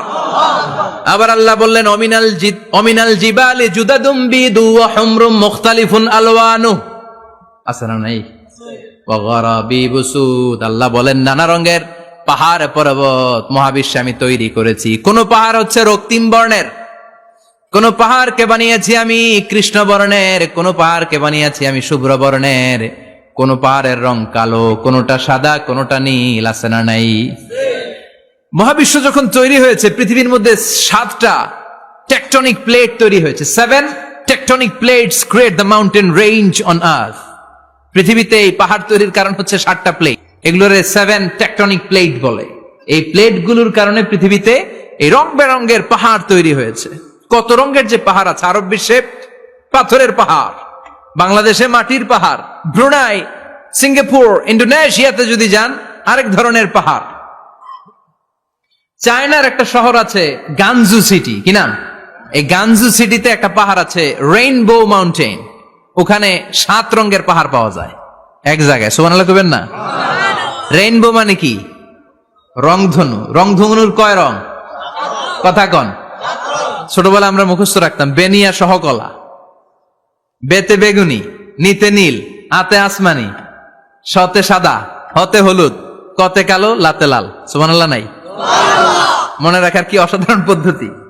এই রেইনবো মাউন্টেন, রংধনুর 7 রঙের পাহাড় এক জায়গায় পাওয়া যায়। এখানে সাদা পাহাড়, এখানে সবুজ পাহাড়, এখানে নীল পাহাড়, ওখানে লাল পাহাড়, এখানে কালো পাহাড়। এই চায়নার গানজু সিটিতে আল্লাহ তাআলা 7 রঙের পাহাড় এক জায়গায় রেখেছেন। চিৎকার করে বলেন আল্লাহু আকবার। তার মানে বায়োলজির কথাও কোরআনের ভেতরে আছে না নাই? এরপর আল্লাহ বললেন, কেমন করে আকাশ থেকে আমি পানি নাজিল করে, এটাও কোরআনে আছে না নাই? আমরা ছোটবেলা পড়েছি ওয়াটার সাইকেল, হাইড্রোলজিক্যাল সাইকেল, কেমন করে সূর্যের তীব্র তাপ সাগর থেকে পানিকে জলীয় বাষ্প করে উপসে নেয়, উপরে নিয়ে সেটাকে পুঞ্জীভূত করে দেয়, ঘনীভূত করে দেয়, মেঘ হয়ে যায়, সেখান থেকে ঝিরি ঝিরি ঝিরি ঝিরি বৃষ্টি পড়ে, আছে না নাই? ওই বৃষ্টি পেয়ে আল্লাহর কাছে দোয়া করে না? বিশ্বনবী বলেন, রহমতের বৃষ্টির নিচে দাঁড়িয়ে কেউ যদি হাত তুলে দোয়া করে, ওই দোয়া কবুল করে কে? আবার আকাশের মধ্যে মেঘের ঘনঘটা দেখলে বিশ্বনবী পেরেশান হয়ে যেতেন, হয়রান হয়ে যেতেন, আর আল্লাহর কাছে বলতেন, আল্লাহ এই মেঘ দিয়ে তুমি আমাদেরকে আযাব দিও না, তুমি আমাদেরকে গজব দিও না, তুমি আমাদেরকে শেষ করে দিও না, এই মেঘ থেকে তুমি আমাদেরকে রহমতের বৃষ্টি দাও। পড়ে না আমিন। বৃষ্টি দেখলে বিষ্ণু বলতেন, আল্লাহুম্মা সাইয়িবান নাফিআ, ইয়া গাউসু আগিসনা গাউসান মুগীসান মারিআন মারিআন নাফিআন গায়রা দার আজিলান গায়রা আজিল। হে আল্লাহ, এই বৃষ্টি থেকে তুমি ঠান্ডা রহমতের পানি দাও। কি দাও? আল্লাহ মেঘে দে, পানি দে, ছায়া দে রে তুহু, আল্লাহ মেঘে দে। পড়েন পড়েন, আল্লাহ মেঘে দে, পানি দে, ছায়া দে রে তুহু, আল্লাহ মেঘে দে। এই ওয়াটার সাইকেলের কথা আল্লাহ বলেছেন।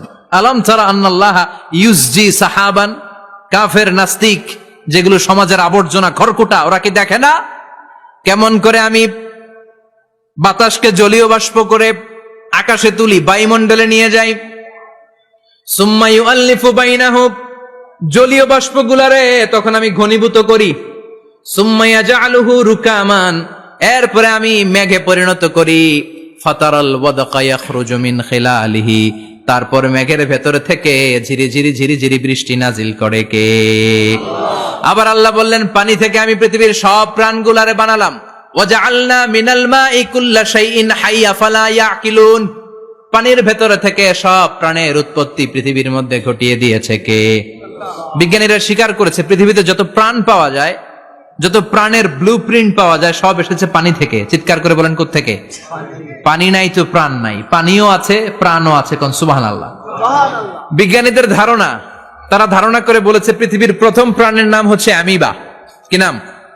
ওরা বলেছে এটা এককোষী জীব। It's a very small unicellular organism found ever in the world. পৃথিবীতে পাওয়া প্রথম এককোষী প্রাণীর নাম হচ্ছে অ্যামিবা। এটা এসেছে শৈবালের মতো, এরপরে জুপ্লাংটন, ফাইটোপ্লাংটন, ব্যাকটেরিও প্লাংটন, একটার পর একটা স্পিসিজ প্রজাতি পৃথিবীতে ডেভেলপ করেছে। কোন সুবহানাল্লাহ। এই পানির কথা কোরআনের ভেতরে বলে দিল কে? এজন্য আল্লাহ বললেন, ওয়াল কোরআনিল হাকিম, বিজ্ঞানময় কোরআনের শপথ। এই কোরআনটা বিজ্ঞানের ঠাসা, এই কোরআন আশ্চর্যের শেষ নাই, এই কোরআন কোনোদিন পুরাতন হয় না।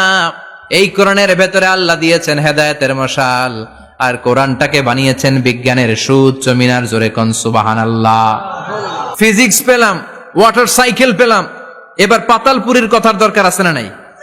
পৃথিবীর একেবারে গভীরতম গভীরে কি আছে? এটা কিন্তু কোরআনে নাই, আছে। পৃথিবীর মাঝখানে যে উত্তপ্ত লাভা আর আগুন, এটা আপনারা জানেন? পৃথিবীর উপর দিয়ে আমরা ঠান্ডা পৃথিবীতে ঘুরে বেড়াই, কিন্তু এর ভিতরে কিন্তু আগুন, লাভা। আল্লাহ কোরআনের মধ্যে ফুটন্ত টকবগে সাগরের কসম খেয়েছেন। আল্লাহ বলেছেন, ওয়াল বাহরিল মাসজুর,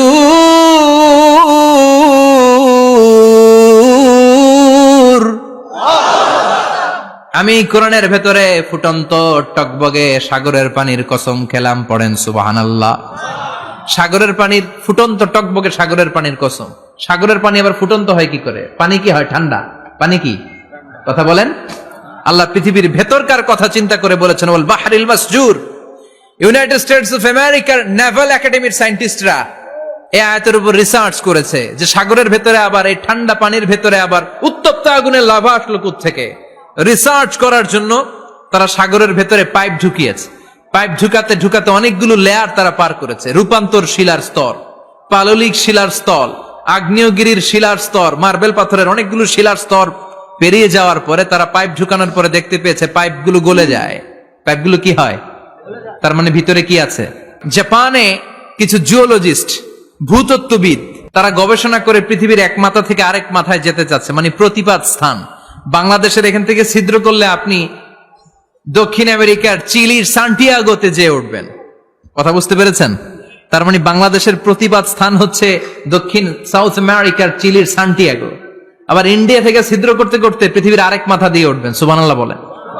এটা তারা শুরু করেছে, কিন্তু এখনো সফল হয় নাই। ইউএস এর নেভাল একাডেমির সায়েন্টিস্টরা পাইপ ঢুকাতে ঢুকাতে দেখে একটা পর্যায় শেষে পাইপ আর ঢুকানো যায় না।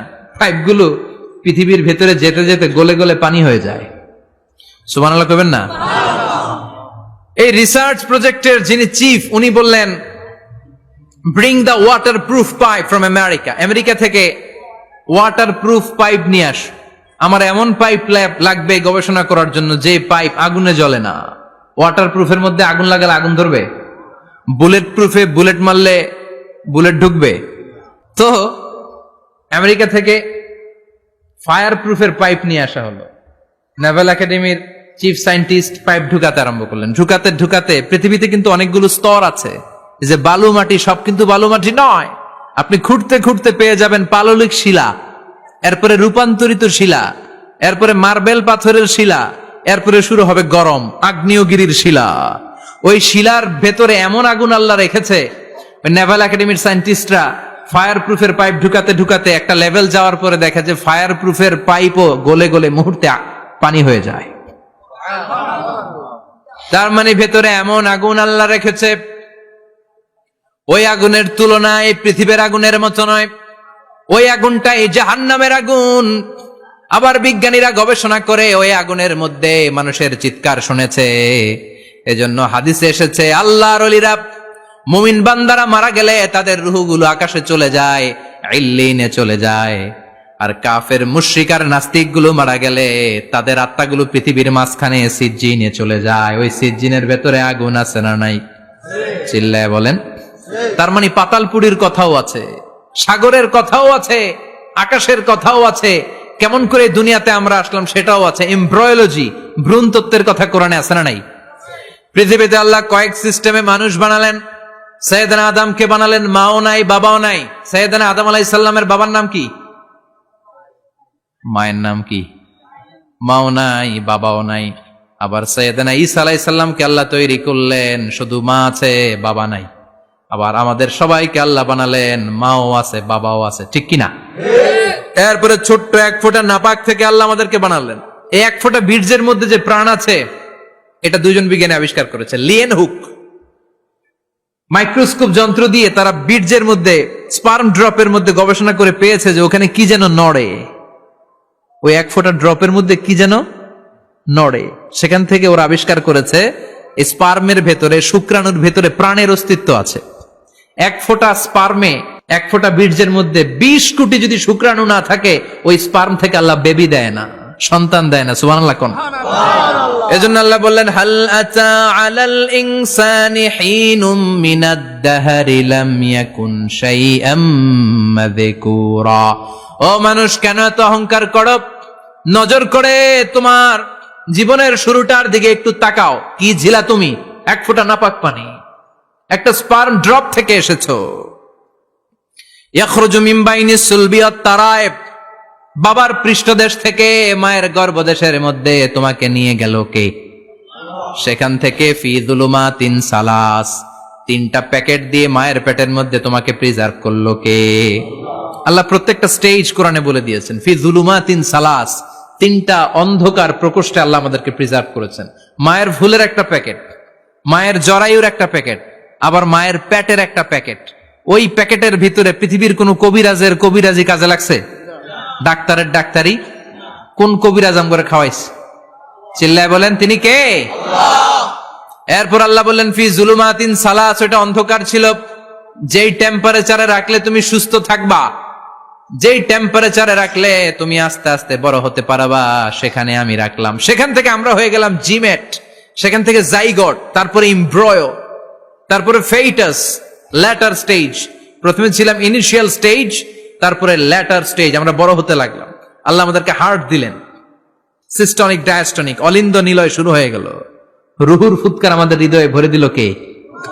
আল্লাহ আমাদেরকে স্কেলিটন দিলেন, কঙ্কাল, স্পাইনাল কর্ড দিলেন, আমাদের স্কাল দিলেন, মাথার খুলি দিলেন, লাঞ্চ দিলেন, ফুসফুস দিলেন, গল ব্লাডার দিলেন। যেখানে যেটা ঠিক যেমন ভাবে দেয়া দরকার মায়ের পেটে থাকতেই সেটা দিয়ে দিয়েছে কে? আল্লাহ। এরপর 8 মাস আমরা মায়ের পেটে মারে কষ্ট দিলাম। ওই মুহূর্তে আমার মা আমার জন্য যতটা কষ্ট করেছে পৃথিবীর কেউ ওই খবর রাখে না। তোরে কোন ঠিক কিনা? বোঝা হয়ে গিয়েছিলাম, একটা বস্তা। আমরা প্রত্যেকে মায়ের পেটে ছিলাম একটা কি? এই বস্তা নিয়ে আমার মা খেতে যেত, ঘুমাতে যেত। এই বস্তাটা পেটে করে আমার মা রান্নাঘরে রান্না করত, একদিনও রান্না বন্ধ হয় নাই। এই বস্তাটা নিয়ে আমার মা টয়লেটে যেয়ে বসতে পারতো না। 8 মাস এরকম কষ্ট করেছে। এজন্য মায়ের মনে কষ্ট দিলে আল্লাহর আরশ কেঁপে যায়। মায়ের কাছ থেকে দোয়া নেওয়ার দরকার আছে না নাই? মায়ের মনে কষ্ট দিবেন? মায়ের সাথে বেয়াদবি করবা কেউ? মায়ের থেকে দোয়া নেওয়ার দরকার আছে না নাই? মা যার নাই সে জানে মা না থাকার কি জ্বালা। চিল্লা এখন ঠিক কিনা? এজন্য মায়ের জন্য দোয়া করার দরকার আছে না নাই? আল্লাহ বললেন 8 মাস 9 মাস মায়ের পেটের ভেতরে ছিলা, তারপরে দুনিয়ার বুকে তোমারে আনলো কে? ছোট্ট নাপাক ছিলাম, এই ছোট্ট এক ফোঁটা পানি থেকে আমাদেরকে বড় করছে কে? আল্লাহ। তার মানে এমব্রয়োলজি, ভ্রূণ তত্ত্বের কথা কোরআনের ভেতরে আছে না নাই? সে আল্লাহ বললেন ইয়াসিন ওয়াল কুরআনিল হাকীম ইন্নাকা লামিনাল মুরসালিন আলা সিরাতিম মুস্তাকিম। সুবহানাল্লাহ পড়েন। আল্লাহ বললেন ইয়াসিন, এরপরে বললেন আল কুরআনিল হাকীম, প্রজ্ঞাময় কোরআনের শপথ। বিশাল একটা শপথ কেটে আল্লাহ বললেন ইন্নাকা লামিনাল মুরসালিন আলা সিরাতিম মুস্তাকিম। ইন্নাকা লামিনাল মুরসালিন, অবশ্যই অবশ্যই নবী হে আপনি রাসূলদের অন্তর্ভুক্ত। চিল্লা এখন সুবহানাল্লাহ। তিনি যে রাসূল এটার সার্টিফিকেট এই আয়াতে দিয়েছে কে? এরপর আল্লাহ বললেন আলা সিরাতিম মুস্তাকিম, ও নবী আপনি সিরাতুল মুস্তাকিমের উপর আছেন। যেই দোয়াটা প্রতিটা নামাজের মধ্যে প্রতিদিন প্রত্যেক রাকাতে সূরা ফাতিহাতে আমরা পড়ি, ইহদিনাস সিরাতাল মুস্তাকিম, ও Allah show us the right path, show us the correct path, আপনি আমাদেরকে সোজা পথ দেখান।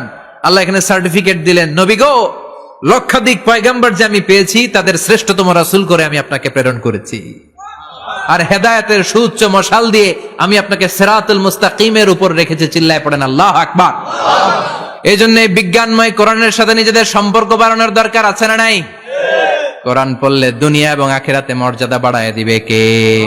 কোরআনের আইন দিয়ে সমাজটারে সাজানোর দরকার আছে না নাই? কোরআন দিয়ে আমাদের সমাজটা সমৃদ্ধ হোক আমরা চাই কি চাই না? কোরআন দিয়ে আমার সংসদ ভবন চলুক, আমার 300 জন মেম্বার অব দ্য পার্লামেন্ট কোরআনের আয়াত দিয়ে সংসদে কথা বলুক আমরা চাই কি চাই না? আমাদের মিলিটারি গুলো কোরআনের আওতায় চলুক, আমাদের দেশটা কোরআন দিয়ে চলুক, আমার লাল সবুজের পতাকা সংসদ ভবনের এক পাশে আর কালিমার লা ইলাহা ইল্লাল্লাহর পতাকা আরেক পাশে পতপত করে উড়বে আমরা চাই কি চাই না? সেজন্য কোরআনের সাথে আমাদের সম্পর্ক বাড়াতে হবে, নিজে কোরআন পড়তে হবে, কোরআন বুঝতে হবে, কোরআনের উপর আমল করতে হবে। রাজি আছেন তো? এটাই হচ্ছে সূরাতুল ইয়াসিনের শিক্ষা। আল্লাহ আমাদের সবাইকে কথাগুলো বুঝার ও আমল করার তৌফিক দান করুক, আমরা পড়ি আমিন। আরো জোরে পড়েন আমিন। যতগুলো কথা বললাম কোরআন থেকে আলোকিত করার জন্য আল্লাহ তাআলা যে মেসেজগুলো আমাদেরকে কোরআনের ভেতরে দিয়েছে, এই মেসেজ থেকে আমরা যেন নিজেদেরকে সমাজকে আলোকিত করতে পারি, আল্লাহ তুমি তৌফিক দাও। আরো জোরে পড়েন আমিন। সুবহানাকাল্লাহুম্মা ওয়া বিহামদিকা আশহাদু আল্লা ইলাহা ইল্লা আনতা আস্তাগফিরুকা ওয়া আতুবু ইলাইক। নিয়মিত ইউটিউব ভিডিও দেখতে সাবস্ক্রাইব করুন। নতুন নতুন ভিডিও পেতে ঘন্টা বাটনটি চাপুন।